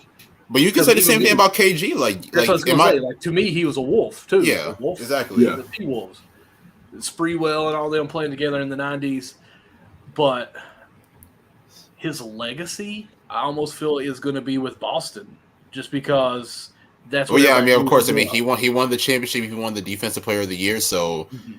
you know, when you think about like all the accolades that he got at Boston, like, you know, it might just overshadow that one MVP that he had. Mhm. But What do you Yeah, think of Kevin Love? it's- You all think of him as Cavs now? who? LeBron? No, Kevin Love. Oh, Kevin Love. Who, LeBron? I don't know. Far left from LeBron on that one. I heard Cavs, so I just automatically thought of LeBron. Okay, that's fair. yeah, Kev- I would. Yeah, probably. Yeah. But I don't know. Kevin Love was dominant in Minnesota. He was. I mean, he was. I'd say both. 20 almost. Kevin Love, in my opinion, was probably a better player in Minnesota because, like, once he got to Cleveland, he was more of like a stretch big. Mhm. Yeah. See, since we're going to say LeBron a few times in this conversation, see, I've always said that LeBron is a superstar killer because whoever he gets to play with them, their stats and everything goes down dramatically because of the style they have to do. I wouldn't say he Of course. killed Kyrie. Like I don't think he killed Kyrie's career. I don't think he killed Anthony Davis. It's just because Love was the third option, so he had to sacrifice. Well, I mean, So Love, Bosh, I mean, even that, Right, yeah, Bosh was great. Exactly. Yeah. They just had to do little things to show their Westbrook. impact outside of scoring. Oh yeah, well, Yeah, Westbrook is a lot of it is Westbrook though. yeah, that is a lot of Westbrook. I'm sorry. There's a lot of it is Westbrook, but yeah, from a scheme standpoint, yeah, it's a bad fit because he can't space the floor. Bosh and Love, they learn how to space the floor playing with LeBron. That's See, what that's you got why- to do. And it's hard to talk to people who don't really look at the logistics, I guess, of sports, of basketball, Mm-hmm. schemes and stuff. That's why I would always say, and everybody, like, man, you're crazy. I would rather play with Kevin Durant than play with LeBron James in their prime or when they're a little bit younger. Just for the fact that I feel like with LeBron, that's I don't know about that. I always got. Well, wait. I don't know about that. No, go ahead. I don't know about that. Let me hit a full explanation. Because to me, with LeBron, you're either the second option who can take control of the ball, like Wade, Kyrie, or even AD, or you're just standing around the perimeter for 24 seconds waiting for the ball to shoot at the last second, basically. It's just their schemes. Like everywhere he's went, like he gets the ball. If a point guard has the ball and LeBron doesn't, he's setting a pick, or actually he usually has the ball still. A guard is setting a pick to get a switch, and he's playing bully ball to try to get him down low. If I can shoot a three, all my job to do is to stand either in the weak corner or the weak side or the strong corner. And I'm just standing there. And I always felt like as an athlete, I would never be able to play good in that because bust my tail on defense, and then I'm just standing on offense for that whole possession. With KD, you actually at least, he's doing all this. You set picks. He can at least get you the ball some. LeBron James is a great passer. I'm not saying he's not a good passer. It's just sometimes the time that you get that ball, it's hard for you to create anything for yourself. That's why I always felt like I would rather play with a Kevin Durant, I'm about to say Kevin Garnett, than a LeBron. And I'm not saying either one's better or worse. It's just their scheme. That's why I like Golden State when it was the Cavaliers Golden State. Golden State was a whole vessel of a team running around. When LeBron, it was the only person to have the ball. Then you'd have Kyrie who would go one-on-one. That's just me personally, my taste that I don't like. Do you understand what I'm saying now a little bit? Instead of coming at me and attacking, I have to cover up over here. I see I see what you're saying, but yeah, I do too. In this era, LeBron's style has had more success, and it took KD. KD had to leave Westbrook and go to a team with more spacing to win. Like the greatest spacing ever. Ever. But the spacing, I don't know. There's a different space though. Like the whole team is still moving like they have an offense. Like for sure. Of course. Yeah, it's the whole scheme, but. I've played pickup ball before where like there's one guy who thinks he's the greatest and he's never passing the ball and you just stand there and you get mad and you're like, well, I'm not going to play defense either. Like it's pointless to play, because the blood doesn't ever get flowing. There's no or blood doesn't get bubbling. There's no flow. That's what I'm trying to say, I guess. And it's just a weird game for you. Like your mind's not even like in the zone on it. You're just like, oh my goodness, like can this game not be over? I would never pick this guy up again. That's how I would be playing with LeBron. And honestly, I'll never be able to prove this, but I think that's why some of the shooters that come to his team have a hard time being shooters because they're never actually in the game. Like Danny Green, every team he's ever played for, he's been knocked down. He plays with LeBron, he can't hit anything. He never really gets involved in the game. Like I feel like there's a mental lapse where you're just like, okay, what am I supposed to do here? I'm not used to just standing. And I feel like that takes a toll on some stars as far as killing them. So LeBron. So the difference was at OKC for KD. The beginning years, it was really just all ISO. Him and Westbrook running the show. He left that. Why? Because he wanted more. Like you said, moving the ball, the system. Mm-hmm. LeBron's system is drive and kick, essentially. Get the switch on the favorable matchup. And then drive, and then if they collapse, then obviously he's going to play make. That's been LeBron's offense pretty much his entire career. So and it works for the shooter thing. It's like I just think that was Danny Green because you could say Mike. You could look at Mike Miller. You could look at Shane Battier, Ray Allen. Ray Allen. You could look at a bunch of shooters that he played with where they actually had success. Just Danny Green at that moment when he was with the Lakers. James Jones is some big shot. Chalmers was spotting up as a starting point guard spotting up. Man, so I forgot about Chalmers, man. That's my guy. You gotta. Yeah, their styles are completely different. But even Korver, who is only a shooter, struggled. He was a little bit old. He was a little bit older. I would say struggled. By the time he ran with LeBron, dead eye as he used to be. And let's be honest, year in and year out, it's always been, he has no helps, he has no shooters around him. they're not making their shots. Like that's always been something that's been going around LeBron James, and I've just never understood it because that's exactly what they're supposed to do. And I couldn't get enough flow. I mean, could you guys ever do that? Stand for 24 seconds and hope you get the ball in the same spot, and then be expected to make a three? Well, I mean, honestly, the only team that doesn't do that really, essentially, is Golden State. If you think about it, what other team in today's NBA? As we're watching now, Horford has not moved from the 3-point line over there. You know what I'm saying? I mean, you're right. But Golden State is the real outlier in that discussion. I mean, Spurs did it. I mean, it's definitely Mavericks now. That's for sure. Mavericks, Rockets, when they were Harden and CP. I mean, that's really the modern day NBA. That's why you see these old heads, they're getting all tight and start lashing out because, they're not a fan of what they're watching. These old heads need to shut up, man. I swear. I'm telling you, eventually we're gonna become those old heads, bro. And the young heads gonna tell us the same thing, man. It's just a cycle. I mean, it's evolution. You know what I'm saying? The game is getting better. There's way more talent. It's just like even Shaq to a degree. Like, you know what I'm saying? Shaq doesn't like the way Jokic plays or anything. It's like, bro, like not everyone is as dominant as Shaq, where they stand under the basket and just dunk on like 5 people. Like, it's just not gonna happen. That Jimmy Butler layup, like how was that not a foul? That was a foul. But I understand where Shaq coming from. From a certain perspective, where he's like, "Yo, you can't get 28 a night, 7 points a quarter." I get that. So if you're a great player, you know what I'm saying, you can't get 7 points a quarter, and then, you should be able to get 10 rebounds easily. The way shots go up in this NBA, easily. The way they shoot threes and miss threes, should be getting to 10 rebounds should be easy in today's age. So.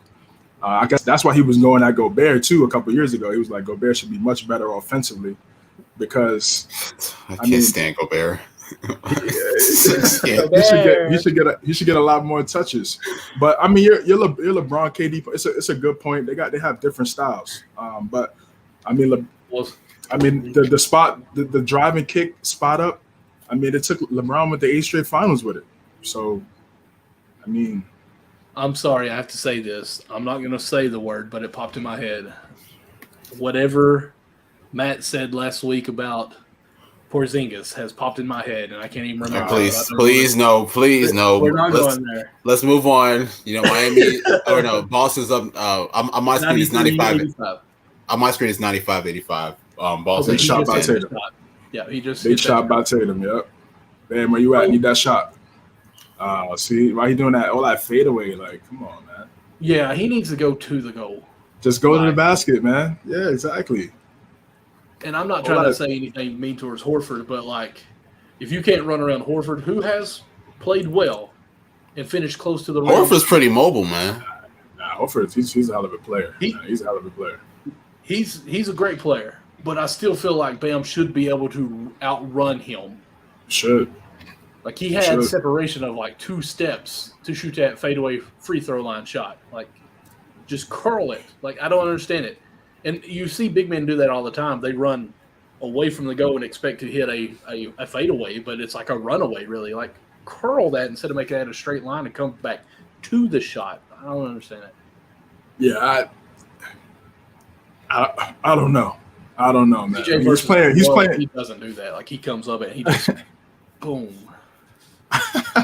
He's playing well in this game. I think he has 25.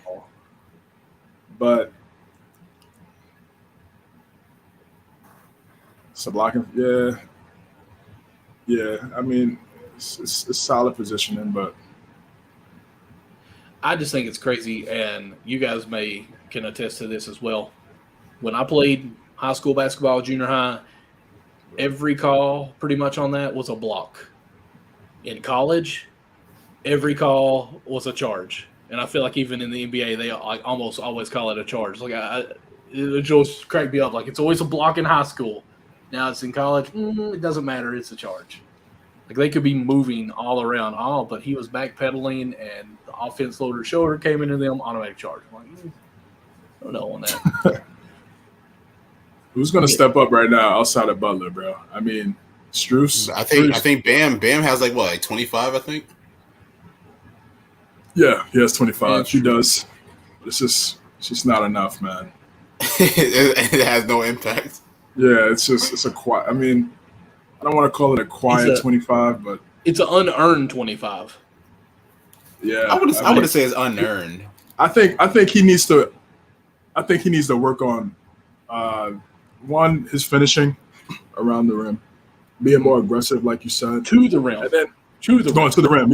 Yeah, going to the rim, exactly, attacking the basket for sure, and then maybe starting to work on not completely being a 3-point guy, because the reason why I don't like big shooting threes because they like to stay out there instead of going like crashing the glass, but working on that three a little bit, even if it's just a corner three for right now.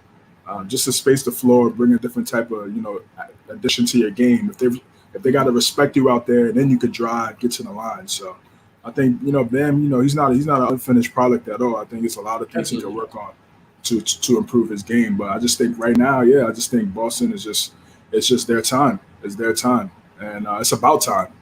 Because they haven't been able to get there. Yeah, I mean, they haven't been able to get over the hump, and now it looks like in the next 3 minutes, unless a catastrophic fold of the playoffs, it looks like they're gonna advance.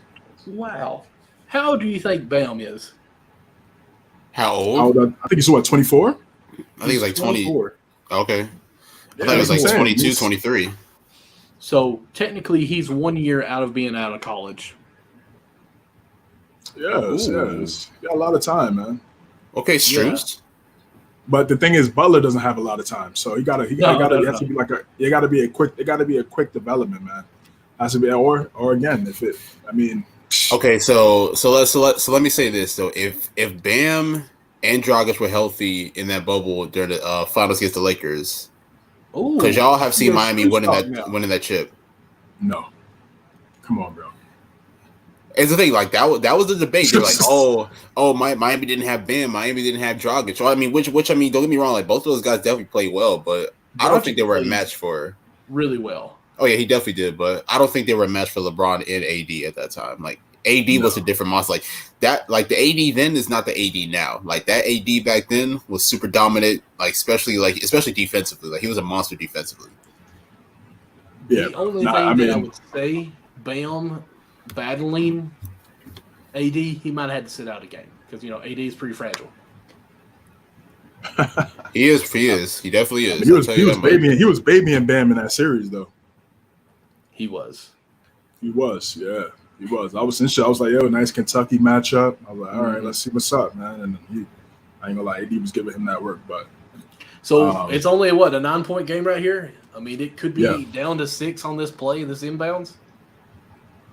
You see Bam, he missed that layup. Is what I'm saying, just like those timely, and then Oladipo. I mean, I just feel like Butler should have the ball in his hands right there. Like I know he's tired, man. I know he's. I mean, he hasn't come out the game. Last Butler game 46 minutes. Cramp. Yeah, man. It's unfortunate. But that's seriously why I like Butler. That's why I probably take him almost over half of the players nowadays. Like. He has the work ethics, and he wants to. Bro, Boston's ball movement and Miami's defensive rotations are terrible. 7 now. Oladipo. Now it's down to 5. Not on my end. Oh, okay, yeah. Wow. Yo, Boss is just trying to get out of there, bro. I think Marcus Smart was too open. That's been like 2 threes in a row that he's been wide open to miss. I mean, look, at the end of the day, Boston still has that advantage because this is the thing. Like, eventually, Miami's gonna have to foul, so to stop time. Oh my goodness, 5-point game. Oh, you missed that? Oh my gosh! Offensive foul? Did he call offensive foul? Yeah, they did. Got it with the chicken wing. Did you see that? Yeah, you saw. Yeah, I saw him do that. That's crazy. That is offensive foul. Oh, is that a flagrant? I think Bam was bleeding too. Because you caught him with the elbow. That's a headshot, and I'm not talking about playing Xbox games like that. Has to be checked, right? I think they're looking at it. Because that would be big. Because that's what a shot and the ball back. Which obviously they got the ball. Yo, yeah, they're looking at it. Wow. Boy. Nah, bro. Nah, What? nah. What's the green bro. light blinking for? What's this? Challenge, coach challenge. No, that's green. That's a hey. Remember the sweatband? It's Boston's got to win. They're just trying to let the officials know. The It's sweatband. Green. Yo, they tell him it's the caucus right now. Like, yo, you know what you guys have to do. Oh Unsuccessful. my goodness. This is about to be a good game. How many is Tatum? And this is what you Yeah. want to see in a game 7, man. You know, you don't want to see blowouts. You I ain't know gonna lie, what the that Western- Suns, Mavs. The Western Conference Finals was very mid. Both final series were very mid. Outside of Game 6 and 7 for the Celtics and the Heat, I fell asleep in one of those games, bro. I'm not gonna lie, bro. You said you fell asleep. Yeah, it was bad, man. It was bad. I woke up, game was over. I wasn't even mad I missed anything. It was just I wasn't even mad I missed anything. Even try to go back and watch the highlights either. I was like, I was like, oh, it was a blowout. Oh, cool, man. I might check some things out on social media, but yeah, I think this finals, man. Whoever comes out, I think Miami. If they do this here, I think it'll be fun to watch. But I hear your hesitation, but and I don't want to hear you say it. But I feel like whoever wins this game is winning the finals. Wow. I do. Of course, you better take that back. You better take that back. I've said that many times. Oh yeah, I forgot you're Golden State fan. But I've said it on here a few times. I feel like the Eastern Conference winner will be the NBA Finals winner. The defense that they have. Oh my God!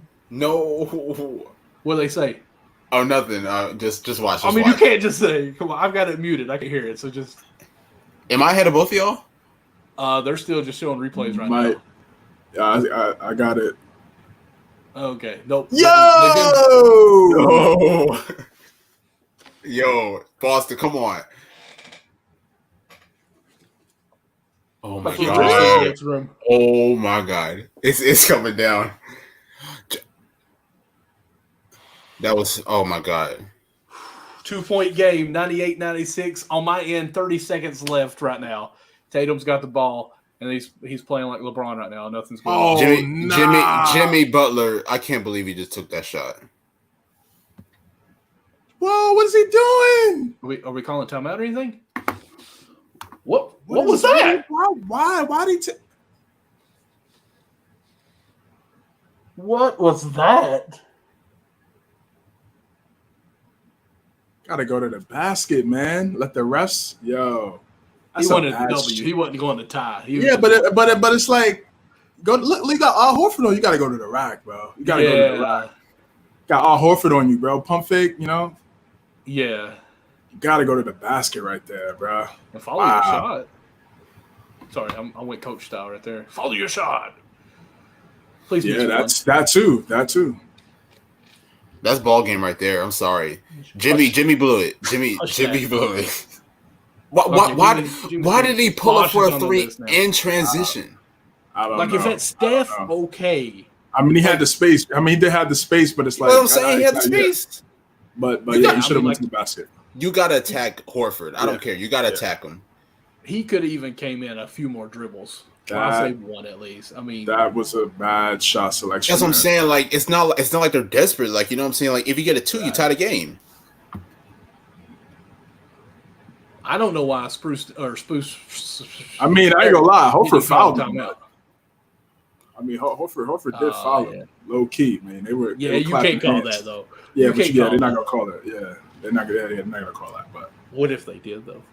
But here's the thing: if he made that 3, we'd have been like, "Wow, that's gutsy, great job! I can't believe he had the balls to do that. He's a tiger, He's a tiger." So I mean, that's what's crazy about sports. Yeah. And if it don't go the right way, we second guess it. If it goes the right way, we're like, oh, he can't say a word. And the thing about it is that that was 22 seconds, so the shot clock was off. You have enough time to like reset, call timeout, go for a call timeout. Yes, me personally, not even call it timeout, like reset. You know what I'm saying? The shot clock is off. You got 22. You got 22 seconds to make a play. Wait till everybody else gets past half court and run a play. Yeah, I don't understand that at all. He should have did a hezzy. He would have had it easy.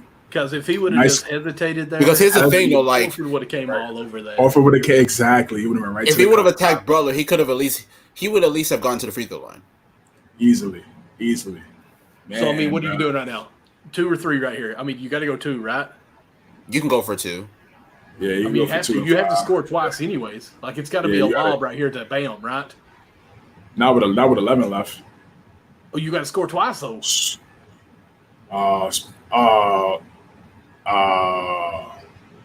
Don't say that.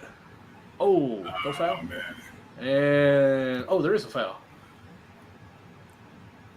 I ain't gonna lie, Strus took it. I mean, that was designed for him to shoot. That's all. It was. Yeah. Like, it was definitely. Otherwise, I don't think he shoots that. Yeah, I mean, he hit a big shot. He did hit a big shot. Definitely a foul. Oh man, yep, that's it. Oh, Nick. I still got 6 seconds left. I'm sorry. You ain't sorry. You did that on purpose.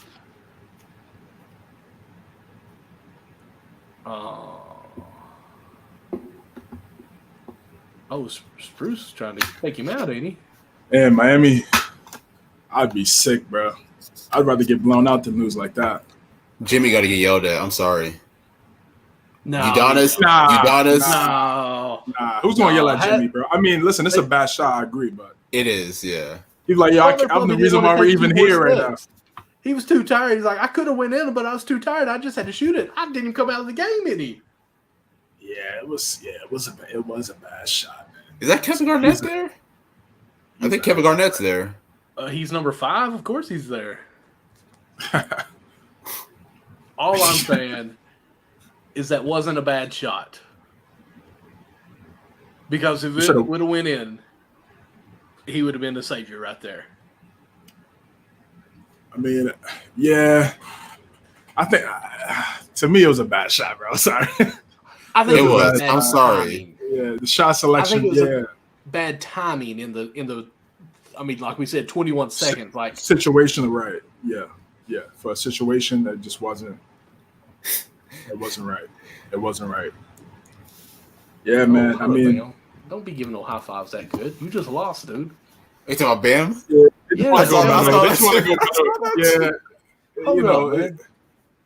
I saw that too. I was like, dang, bro, you seem excited, dog. Yeah, it's like, are you on the other team? It's like, it's that purple and gold, man. We knew it's happening. Man. Miami, listen, man, I gotta give them a lot of credit. Gotta give them a lot of credit. Oh, yeah. Oh, definitely.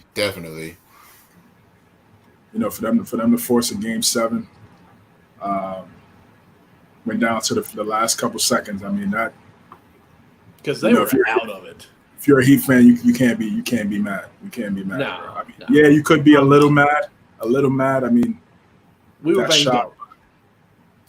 But this guy, I mean, listen, bro. I know Jimmy. Damn, bro. You know what? I'm gonna say it. The thing, everybody's gonna talk about that missed 3. That's the only thing. That is true. They're gonna discredit everything else. Look, 47-35 tonight, and then everybody's gonna say, "But he missed that 3," and that's the part that sucks. Listen, let's go to the stats on Bleacher Report. Hold up. He had 35 tonight, so I mean, he definitely held his own. 35, 9 rebounds, only 1 assist, but no big deal. Who cares? Nobody else was making shots. What's crazy, even though he did so well, he was still a plus minus. He was a -4. The only one that was in the positive on that team was Victor Oladipo with 9 points, 5 rebounds, 3 assists. But here's my thing. Like I said, I'm going to say it. Wade won. Jesus Christ. Yo, Bam just ripped his jersey like he was Superman or something. Like, hang on, like, just watch. Okay. They're gonna show it. Superman. Oh yeah, I seen that. Yeah, he's sick. Yeah. Sounds sick, bro. God. He saw it, he just like ripped it. Jeez. He's tight, it's bro. those shoulders. He uses 20 pounds on his shoulders. Probably. Boston, man. All right, so we know we know finals is set. Know it's gonna be on each side. Let's hear it. Let's hear it. I got Who Warriors you in got? 7. Got Warriors in 7. Michael, who you I got? got Warriors 7. I'm going Boston in 6. Boston in 6. Okay. I got Golden State in 7. And the only reason why I'm saying 7 is because Boston is a better defensive team than Golden State. I can say that wholeheartedly, and they're a lot bigger than us. But the shooting of Steph, Clay, Jordan Poole, Andrew Wiggins, I feel like just that alone is probably gonna it's gonna help us overcome this series. I think it's gonna be. I think for the defensively, I mean, honestly, defensive rating is 1 and 2 between Golden State and the Celtics. So it's not too far off. Yes, they have better wings defensively than Golden State, but Golden State, they like to slip on that screen and cut to the basket, and that could be a problem for the Celtics. That could be it because they play a lot of man to man, and if you're not talking, if you're not communicating, the Golden State, they love to slip, and if you even commit to that paint real fast after that slip, one of those guys, Clay, Steph, could be wide open. It could be GG. So I think it's gonna be a good finals, but I'm gonna go with the Dubs. Yeah, I'm gonna go with the Dubs. So will we see a lot of Wiggins on Tatum? Probably. Of course, yeah, of course, no doubt. I feel bad for him, man, because he had to go to a lot of Luka just recently, and now he's got to get Tatum. It's crazy. I don't feel bad. I don't feel bad for him. That's his we're job. asking. But that's what I'm saying. Like, we're asking a lot out of him, though. Like, yeah. He should have a lot of energy. He's not a number 1 anymore. That's true. That is all true. you gotta do is play that defense. Like a fifth. He a 4th option. Sometimes 5th in some games. He should all that energy that he used to use on offense. Lock up. Yeah, no doubt. Big defense energy. Yeah. But I'm glad you got me, CJ. Yeah, I got you there, bro. I got you. My only thing is, excuse me. I mean, who's going to guard Brown? Probably Clay.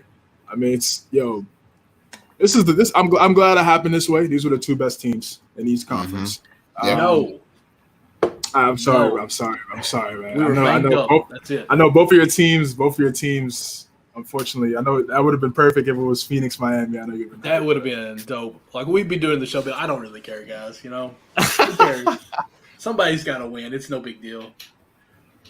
But yeah, I just think they have the wings to keep. They have the wings to match up with Golden State. They do. But it's just a lot of that off-ball movement like that Michael was talking about. You have to be locked in against Golden State. They cut constantly. They cut to the basket. Cut to the basket. If you collapse, somebody's already coming off from the other side for a wide open 3. Like if you can't ball watch too much, I mean, it's going to be a supreme chess match, bro. I just feel like the experience of the core guys for Golden State is why I'm gonna give them the edge. But it should be a good series. This is good for Boston. I'm legit happy for Boston because I mean they've been trying to get to the finals for so long over the past about 5-6 years. They just haven't been able to get over that hump, and now they finally do. I'm definitely happy for them. And I'm gonna say this: like this might be one of the best finals that we've seen in some years. Yes. Like probably since 2016. Yep. I agree. No doubt. A lot of stars, young players, good head coaching, defense. No doubt, bro. I completely agree with that. Like to me, what I like about this, like you can't really say weaknesses. In times it's always been injuries or something to this effect, or someone's weak, they can't shoot threes, or they don't have the defense. Like these are 2 top-notch teams that are going to be going in the finals pretty well healthy all across the board, except for, I mean, you can say Wiseman, who hasn't played all year, though. So, I mean, I don't really consider that a problem. So that's what I'm going to like. And kudos to the coach at Boston, rookie coach, first-year coach, leading his team straight into president, too, Brad Stevens. Yeah. It takes a lot of humility to go from head coaching to becoming a president. And you have to be a head coach your entire life. Now you're running a team. Did a great job. So it was confirmed that Jimmy did play all 48 minutes of this game. Did he really? Wow. Yeah. Incredible, man. I mean, what can you say? Bro? I mean, he had a great series. He had a great playoffs. He was phenomenal. Yeah. Okay. Question. and I think this could happen for the narrative.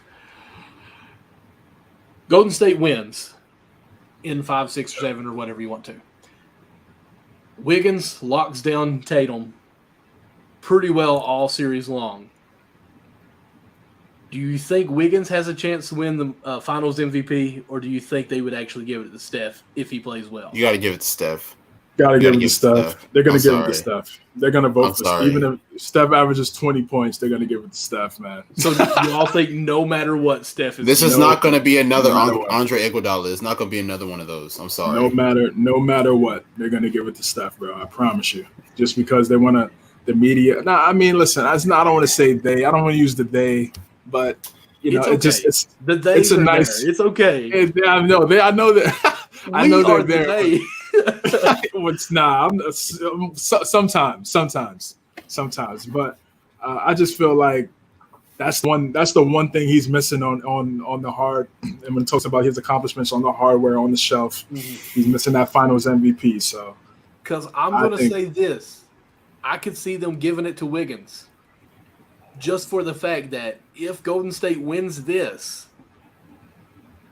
Curry has the same amount of rings as LeBron James. Don't you? Oh my gosh! That's going to be said. That's going to be out there. Oh my gosh! Don't you dare start that, man.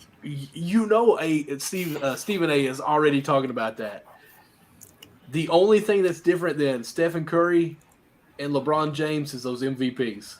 Stop it! It's a lot of differences, bro. I agree, but this is what the media is going to say. That you know what, and that's incredibly lazy. That's incredibly lazy. That's the thing, right? Because that's the other thing that I don't associate with, man. I don't know. That's Nick kind of likes it. I think he's like, oh, that's my Steph Curry. Yeah, that's totally a Steph. No. All rings are not created. Yeah, all rings are not created equal. This man went to the finals 8 years in a row, bro.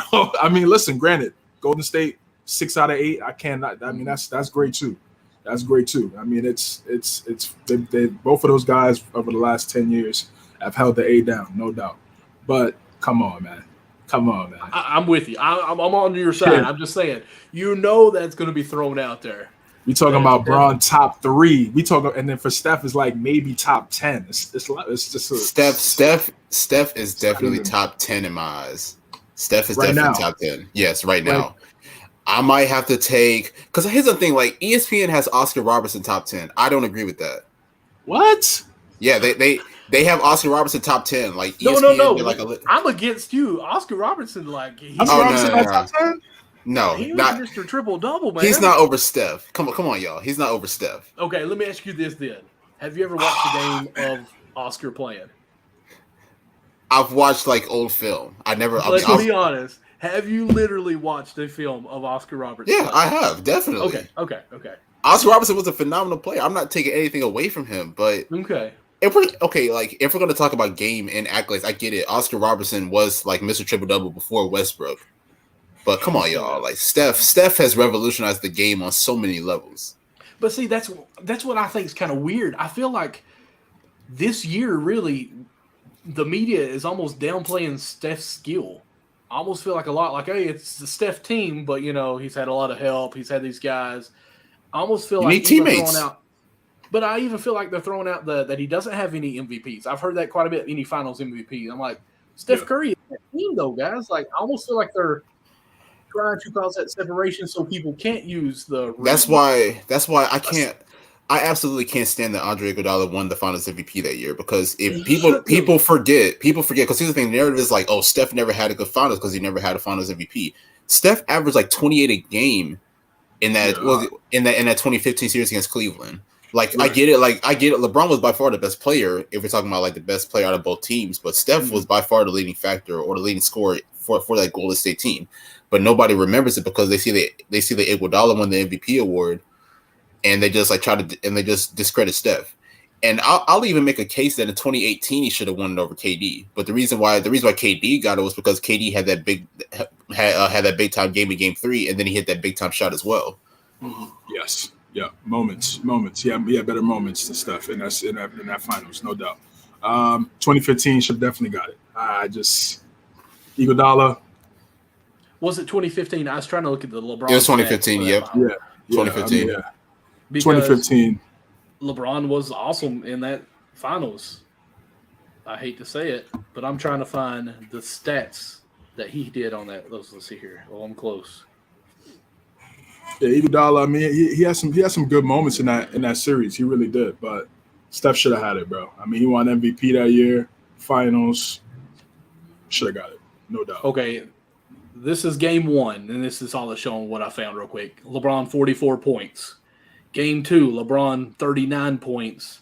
Total rebounds 16. So he led both teams in points and rebounds. Game 3, the most points was scored by LeBron James. Game 4, this is crazy, but it was Moskov who led in points. Game 5, LeBron James 40 points, total rebounds 14, led both sides there again. In Game 6, LeBron James 36 points and led rebounds 18. So not to mention the steals, the assists, and the blocks and everything in there. So the guy led 1, 2, 3, 4, 5 out of 6 games in points, and 1, 2, 3 out of 6 games in rebounds. And we gave it the MVP, finals MVP, to the guy who is supposed to contain him. Like So that's what I'm saying. The media, bro, they have so much power. It's insane. They have a legacy defining power, bro.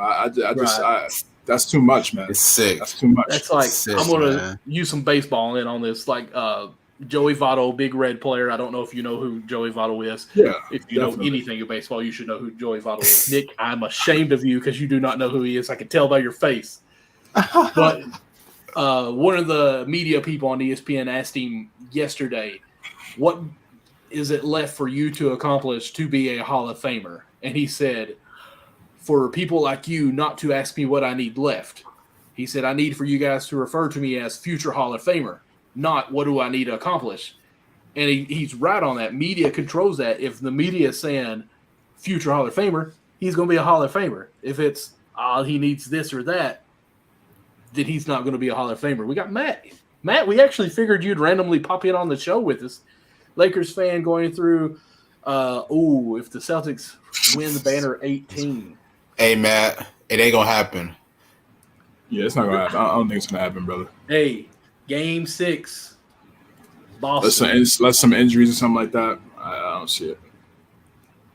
Really? Y'all are that set? Even Game 7 for both of y'all, and you still think just The flat out- Warriors have Look been at in this- this situation before. Like, Bro, this look is at nothing the new. stat. Look at the stat they just put on ESPN. Celtics roster, zero games, 0 NBA Finals experience. Warriors, 123 games. Okay. I might you just see him? came over to your side on that. It's a big deal, bro. Yeah, that core. really is. I mean, yeah, they've been through ups and downs, man. Losses, dubs. So I mean, they'll have some tense, some nervousness going on, but 120 some games, finals, they're okay. and again, Now- for me, no, go ahead. Yeah, go ahead, Nick. Well, one thing I was gonna say is that I do expect Boston to win Game 1 just because it is on their home floor and the crowd is gonna be rocking. Like, you best believe TD Garden is gonna be going crazy. So I will expect them to get Game 1, but the rest of the series is kind of up in the air. One thing I'll say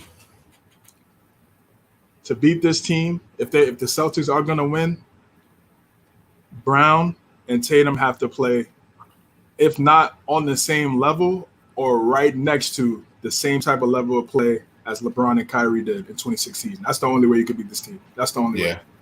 That's the only way. They need a game where both of them get 40, 35, something like that. And those other guys can step up. Those guys have to play to that level. Because remember, they went 73-9 and lost. And it took LeBron and Kyrie to go crazy like that in order for them to win. And now they got youth. And the Draymond suspension. Draymond suspension too. Yes, Draymond suspension too as well. Oh no! But it took youth. Now they have youth on their side with Wiggins. Kevon Looney's come out of nowhere. Getting double doubles. Like, Poole is getting MVP. hey, if you were a better man and that happens, you'd make a lot of money, brother. That's definitely one that a lot of people aren't expecting. He could. I mean, I mean, he really could. Like, he's deserving, but I don't think he'd get it. He could go crazy, but I think still, like I said, Steph gets 26 and 5, automatic. Anything around that, he's gonna get it. I'm just gonna say, I told you guys that Boston was gonna win it by 2. If it wasn't for that Butler 3, I mean, it would have been 2. Just throwing that out there. So they're watching their show and they heard me say that it was rigged because of the purple and gold and the green light. They was like, "Whoa, we got to make Butler shoot right now." I thought Game 1 was in San Francisco. Yeah, I think the Warriors have the better record. Nick, I think it's in Golden State. Game 1. Does it matter who has the better record? Because Nick was saying earlier where Celtics were the 2 seed, that they thought Celtics would be home court. Well, yeah, they're the 2 seed in the East, but I think the Warriors have the better record. Oh, okay, I didn't even know that. Yeah, and then they only play twice. They only play twice a year, so tie. I think it was 1-1 for the tie. Yep, you're right. The Warriors went 53-29, and the Celtics went 51-31. That's not bad. Yeah. So okay. Game 1 at the Chase Center. Do you still think Boston will win Game 1 then? I think that's actually huge for. They could, but nah, it ain't gonna happen. So. Nah, it ain't gonna happen. I mean, I wouldn't be shocked. They go off based off, yeah, they do. Right. I don't know, Nick, if you've seen it, but Matt asked if you'd pop champagne on the show if the Warriors won it all. Oh, you best believe it. Oh yeah. Our first show after the finals. You have to wear the goggles too. Just put it all on me. It's gonna get all over my bed. It's gonna get. Oh my god. No Chris Bosh moments though. No Chris Bosh moments. Well, he just put it like right on his face. Yeah. No. That was idiotic. Don't do that to yourself, bro. That was so idiotic. I'm sorry. I almost feel like we should make some type of bet on who wins it now. Like somebody has to do something. But I don't want to take Boston now. Like I was dead set on Boston, but with Golden State having the first 2 games at home, plus all the experience I have on it, I've switched. Golden State's now. I can see Boston splitting this 1-1 before going to before transitioning to Game 3. Yeah, definitely. They got Kendrick Perkins on here now. KP, former Celtic. And how fitting is that too for Tatum to win the Larry Bird, Eastern Conference Finals MVP trophy? It's rigged. Playing for the Celtics. It's rigged. I mean, it's rigged. They should have named it after LeBron. That's my opinion. He's still playing. They should have. I'm not gonna lie, but I get the Larry. You go to 8 listen, finals. Bro. Yeah. He's like that. He's like 8 20 consecutive. Maybe even 10, then they'll name it after him. Or they'll come out with another award to give. He got 10, right? Doesn't he have 10? No. I'm saying just another 10 years from now. Yeah. 10 years from now, nobody will know Larry Bird. He'll be dead by then, and everybody will be like, who's this guy? So let's just name bro. it. Jeez. Well, that was kind of harsh. That was very harsh. He won't be relevant anymore. Let me say that. Let me put it that way. I'm about to say not that long. I'm about to say Larry Bird ain't that old. I'm sorry, Larry Legend. Don't come at me, but if you do, give me an autograph. But I think, I get why they did it though. Because Kobe's got an award now, right? All-Star MVP. Kobe. Yeah. Kobe's got All-Star MVP. Yeah, so I get it. Yep. Shoot, they should have named the West one after Steph. I mean, they named it after Oscar Robinson. Crazy enough, because he was really good, top 10. Yeah. Oh Hey, he was pretty great, man. I mean, listen to those old guys. All those rings. They was pretty much saying like he was the LeBron of his era, bro. That's how they was when they was talking about Oscar. Like he was really bugging out. I get it. Like I mean, Oscar is great. I mean, don't get me wrong. Like Oscar is definitely great, but I don't know. Like top 10 to y'all. Yeah. Listen. It's almost the off season. Let's tab this, and let's one day come out with like a top 10 list that we discuss, or maybe even top 20 that we can actually maybe write an article on and be like, hey, this is our top 20. You remember our GOAT episode? We're talking about our greatest of all time episode with MJ and LeBron. Yes, and we'll definitely hash that back out again. Oh my god, with Michael Jordan and Kobe Bryant is the 1 and 2 because we truthfully know that's who they are. Oh, this is an interesting one too. This is what people are starting to say now too. Not even they're saying KD and Steph. If KD wins this, if Steph wins this one, is he better than KD all time? Personally, in my opinion, look, KD is a better overall player, but if we're talking about all time, I think Steph is ranked higher. Okay. Than KD. Michael, what you think, bro? I hate to have moments really kind of solidify one way or the other, but I don't think Steph has. Oh, yes, he has because KD was there. I was going to say no, and that's KD. I was going to say he's never lost a 3-1 lead, but he has against Cleveland. Yeah. Who you talking about? KD? No, I was talking about Steph. Oh, right. Yes. Yeah. Exactly. And then that's when KD came over. But exactly. Personally, I want to say Kevin Durant because he's just the height that he has, the wingspan. He's one of the greatest offensive talents. Yeah, but Steph has evolved the game so much more.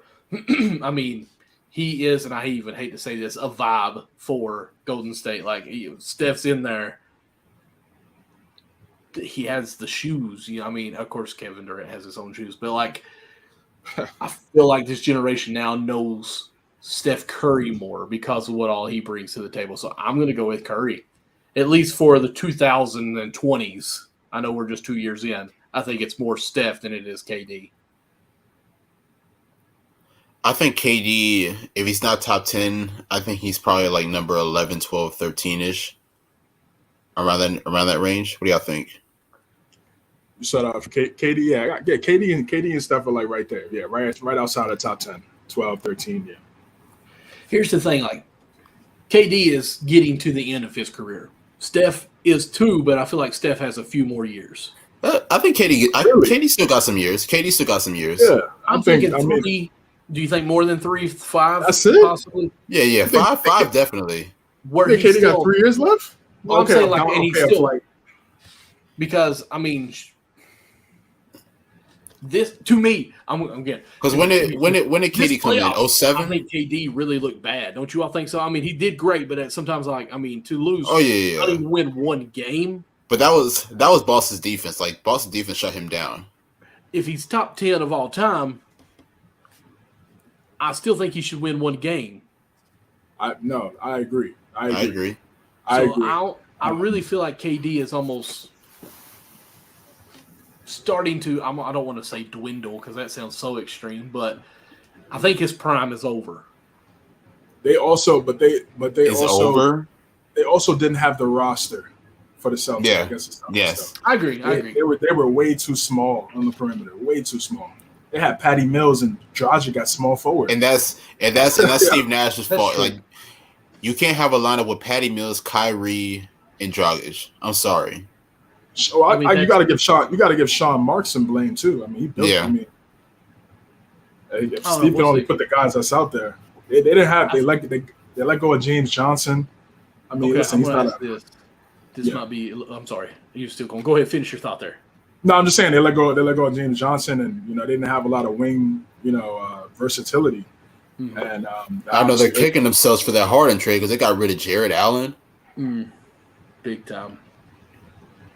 So what I was going to say, I'm going to ask you all this because I really feel like Kevin Durant, even though he was MVP talk most of the year, but this playoff, I really felt like it's going to really cloud last year for him. If he come back and has a MVP season, do you think he could actually win Most Improved Player, or is that just completely out there? That's not happening. That's bogus. Okay, I'm with you. Because that's really how bad I felt like this playoff is going to hurt him. Because I really hope he comes back in his. I don't think it hurts his legacy. The way that you're making it sound is it's hurting his legacy. I don't think that it hurts him. He definitely had a bad series, but I don't think it takes away from what he has done over the last like decade or so. Like Kevin Durant's been one of the best offensive players over the last decade or so. So oh yeah, no, I'm not trying to hurt his legacy. I'm just thinking that his legacy has seen its highs. But I'll admit, man, like maybe the experiment in Brooklyn's not working with him and Kyrie. Man, oh man, It's he's close in those processes. It's tough for me to. I got to see. I mean, it just sucks, but we got to see a full season. I think if they could come together with Ben, I think it could be really good.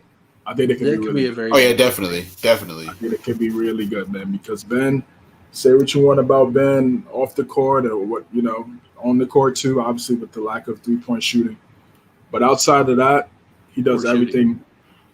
Yeah, shooting in general, right? Exactly. Outside of the shooting, he does everything else at a high level. At a high level, man. And if he's 100%, I've been saying that for years too. It's like Ben Simmons is a jump shot or just a shot away from being a superstar because like when you think about his game, what else can he not do besides shoot? That's it. He's a Bam.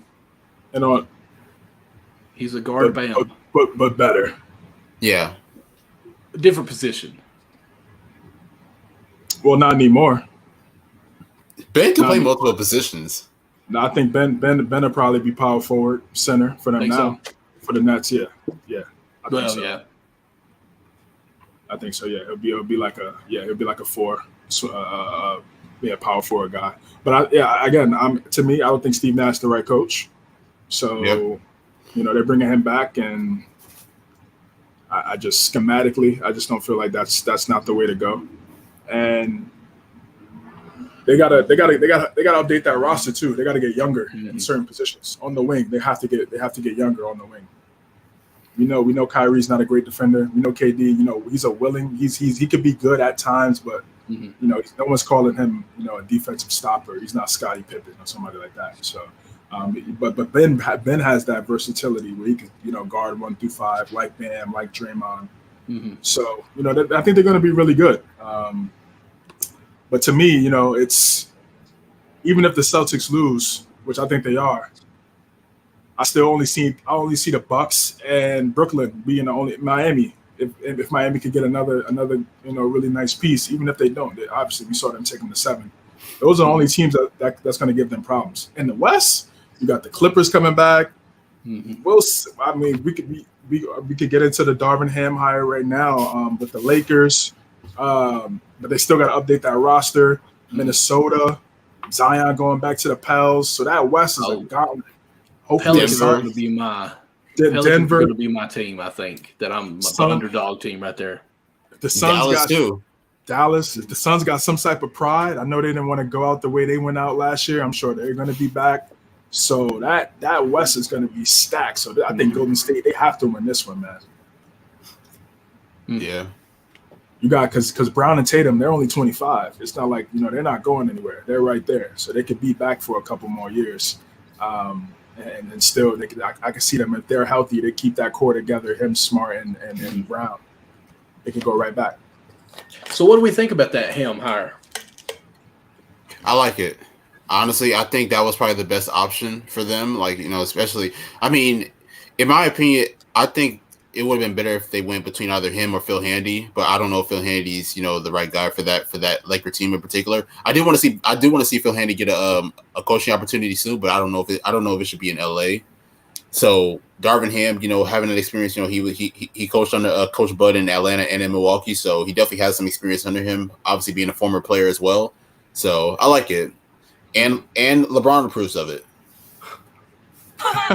But yeah, I agree. It's a great hire. Coming from Milwaukee, they play great defense. He knows he coached an excellent power forward over there in Giannis. Have another extremely talented power forward in Los Angeles with Anthony Davis. When he plays, right, when on the court. Exactly. So, and LeBron, we know what LeBron could do. He averaged 30 points at 38, 37 years old. So, he's Father Time is not really on behind his shoulder right now. He's still playing at a high level. It's just that other guy, Westbrook. That's the big question. What are they going to do with that? Are they going to keep him? to me, I would trade him. Yes.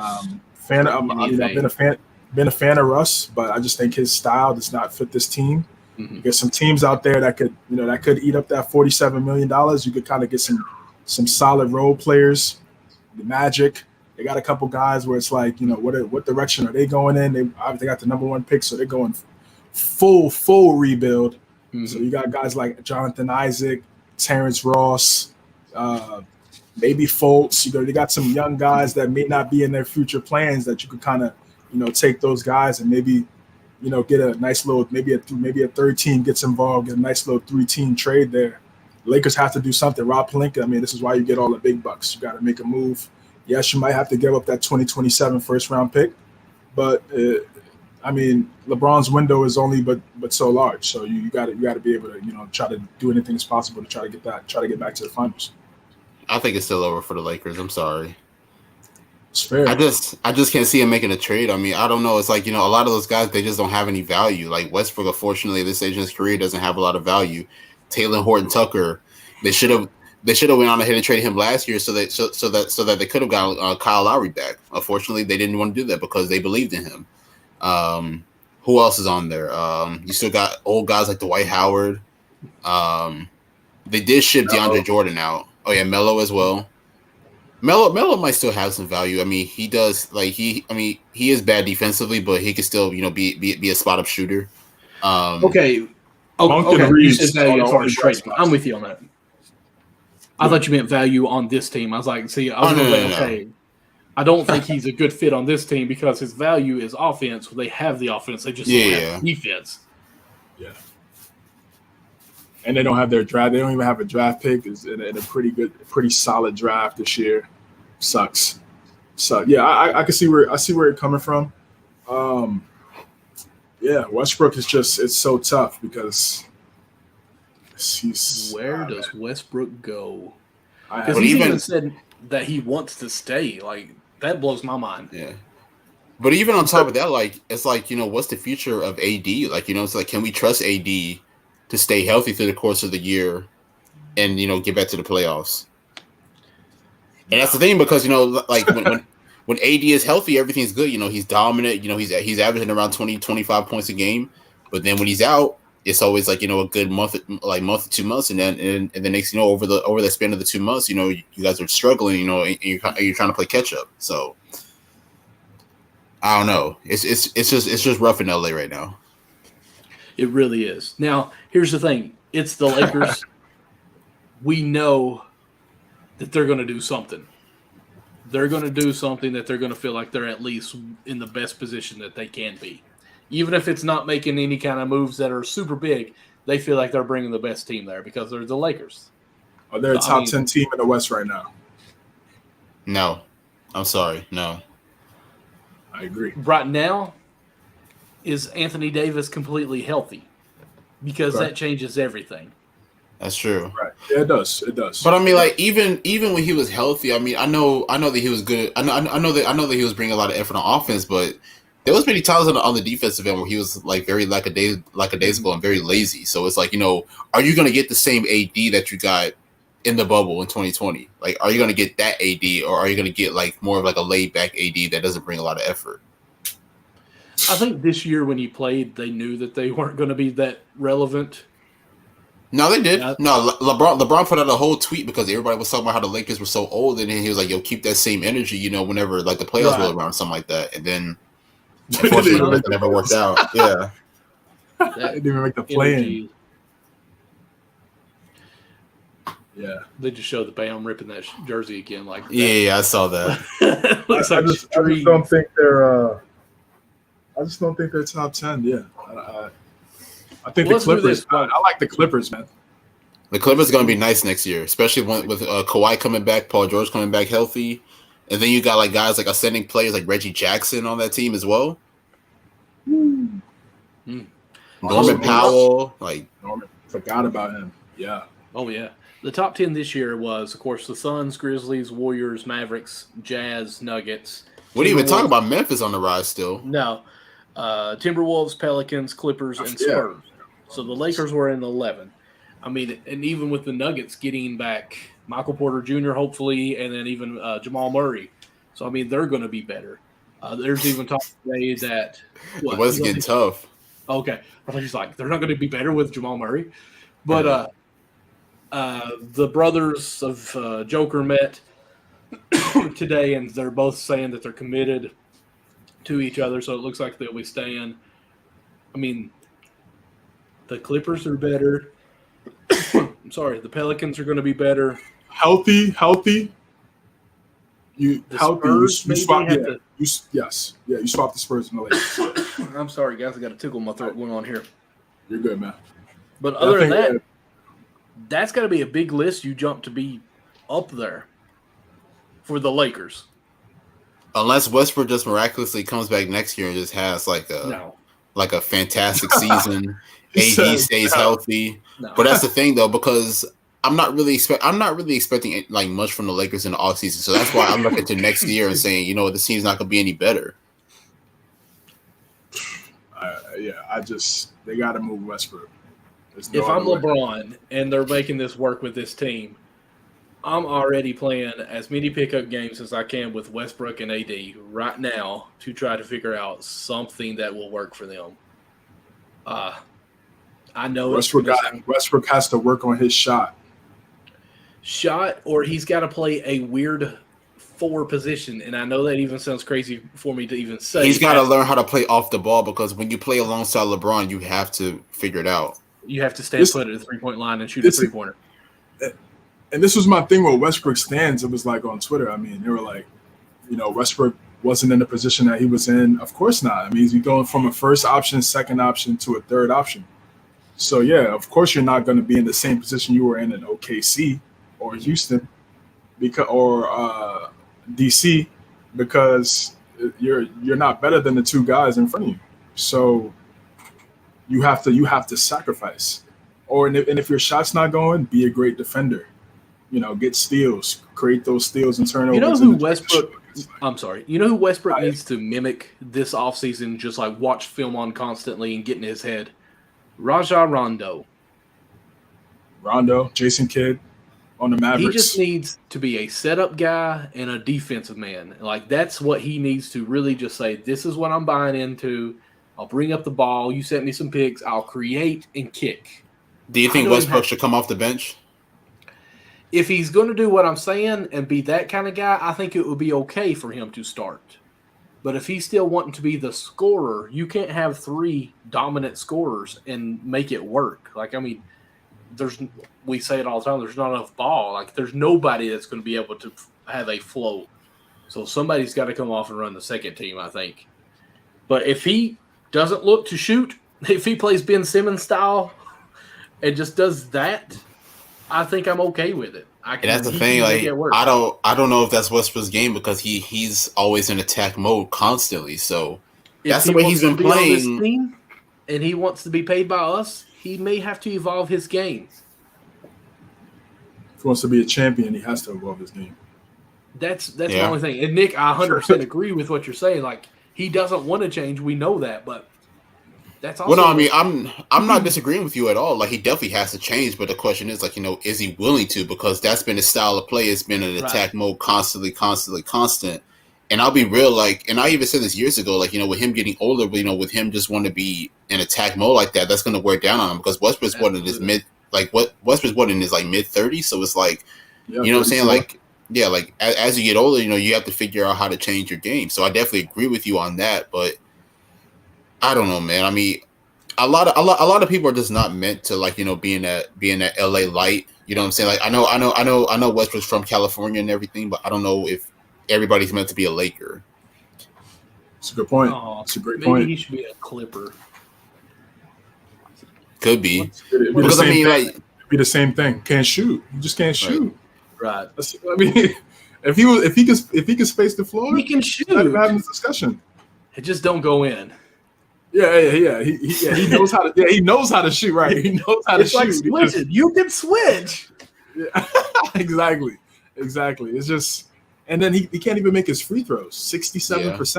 I mean, that's so even if you're attacking the basket, he wasn't even finishing at the rim. Like, he was missing a lot of layups, blowing a lot of them. That was hitting the side of the backboard. He had the worst. That was the worst. That was his worst year as a player. Oh yeah, without question. It can't get any worse than last year. It can't. It just can't. No, Hold my beer. It can't get any worse, man. Because it was bad. Like Nick just said, he was missing gimmies, layups. I'm like, yo, like okay, at least okay. We know the shot was streaky, but you're missing layups. And the thing about it is that Westbrook, throughout the majority of his career, he's never been a bad shooter. I'm not gonna say he's like Steph. I'm not gonna say he was like Steph Curry in his career, like early in his career, but he was a decent mid-range shooter. But I think maybe him putting on a lot of muscle, maybe that kind of altered his shot a little bit. But it's like I don't know. It's like I remember like early Westbrook being like a knockdown mid-range scorer, and now it's like now it's like he can't buy a basket. I don't know what happened to his mid-range. His midi was official because you had to drop back because the threat of going to the basket, and that pull-up midi was automatic, bro. Oh my god! I don't know what MVP year that midi was, and I don't know what happened, man. I really don't. Yeah, I think it might have been the putting on some weight. I can messed up his form a little. He's maybe just aiming too much. I don't know, man. It's I really think, as crazy as it sounds, I think it was the mentality. He thought, I've got the ball, I've got to score now. I'm limited on my possessions. I've got to make it to get my more. And I think he put way too much more pressure on him because of those situations. Like, this shot is so much more pivotal for my game than it has ever been in my career. Like, I could shoot this 30 times in a game when I was on OKC. Now I'm only going to get 10 shots. I've got to aim, And when you start aiming a lot in basketball, that goal starts to shrink a lot on you fast. And Shaq has said something too. He was like, he was at a game. I think you guys might have seen this. Like he was at a game watching Westbrook, and he was talking to Westbrook like courtside, and he was telling him like, "Yo, you're moving too fast. Like you're going a little too fast." And he's right. He got to slow it. I think, and that's why also he turns the ball over a lot. Like he has to slow. He has to take it down just a notch from a game speed. Riddling. Yeah. He has to slow it down just a little bit, and I think the turnovers will come down. He'd start to see things a little bit better. It can't. Like I said, it can't get any worse than last year, bro. Last year was so bad. It was so bad. Yeah, that was by far his worst of his career. The worst year. No doubt. It's like, we're 2 hours and almost 30 minutes into this show. It's been crazy. Fun. Yes, sir. I wanted to bring up a topic and talk about some stuff, but I mean, it's midnight now. I mean, if y'all want to, my knee pits are already sweating like crazy sitting on this leather chair. We can keep on going. I don't care. CJ thought that was the nastiest thing I've ever said. Knee pits. But I'm cool with it if y'all want to. It's up to you guys. What do y'all want to do?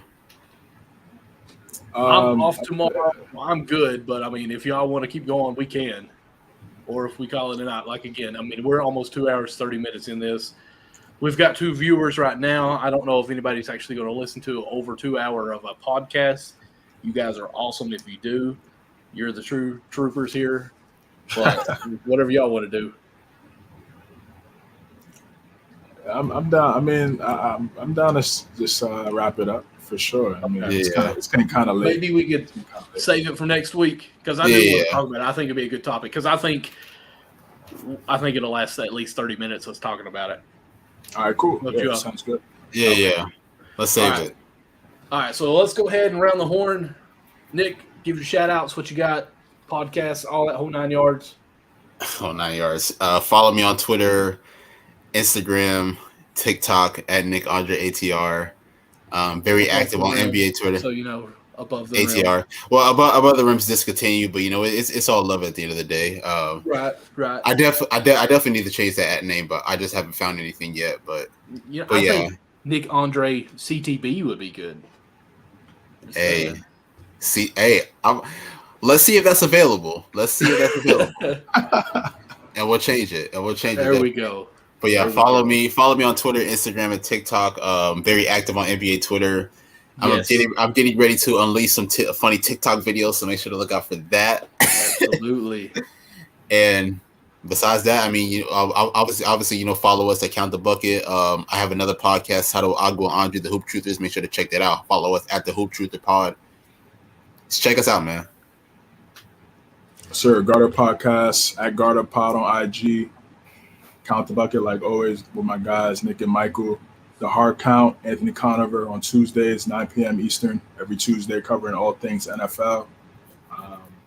And on Twitter right here, at CJames9_ for the viewers, and then for the listeners as well. You can catch me on IG, chopping it up. On IG and Twitter, talking some sports. And of course, myself, check us out. There it is. Count Bucket USN. Also, MD Lawson 00 on all social medias. Got a show on Thursday nights at 9 p.m. Eastern time with Conover. It's backstop banter, everything basketball. It's pretty much this show just over there, talking all about basketball or baseball on that one. But honestly, like we all said, check us out on podcasts, the whole 9 yards of that. And I will say this, since Nick resaid my whole 9 yards, I don't think I said 100% one time tonight, and I apologize. I'm I didn't even realize it. I didn't realize it either, man. Crazy. 100%. I haven't said it. There we go. But with that being said, guys, you all have a good night. Thank you all so much for staying with us this whole time. And now for the next show we'll be talking some finals. We got Boston Celtics against the Dubs. So all three of us now, I think I've switched over. I'm with you guys. I think we all three are to the Dubs now. Dubs and 7. Dubs and 7. All right. Y'all have a good one. Deuces.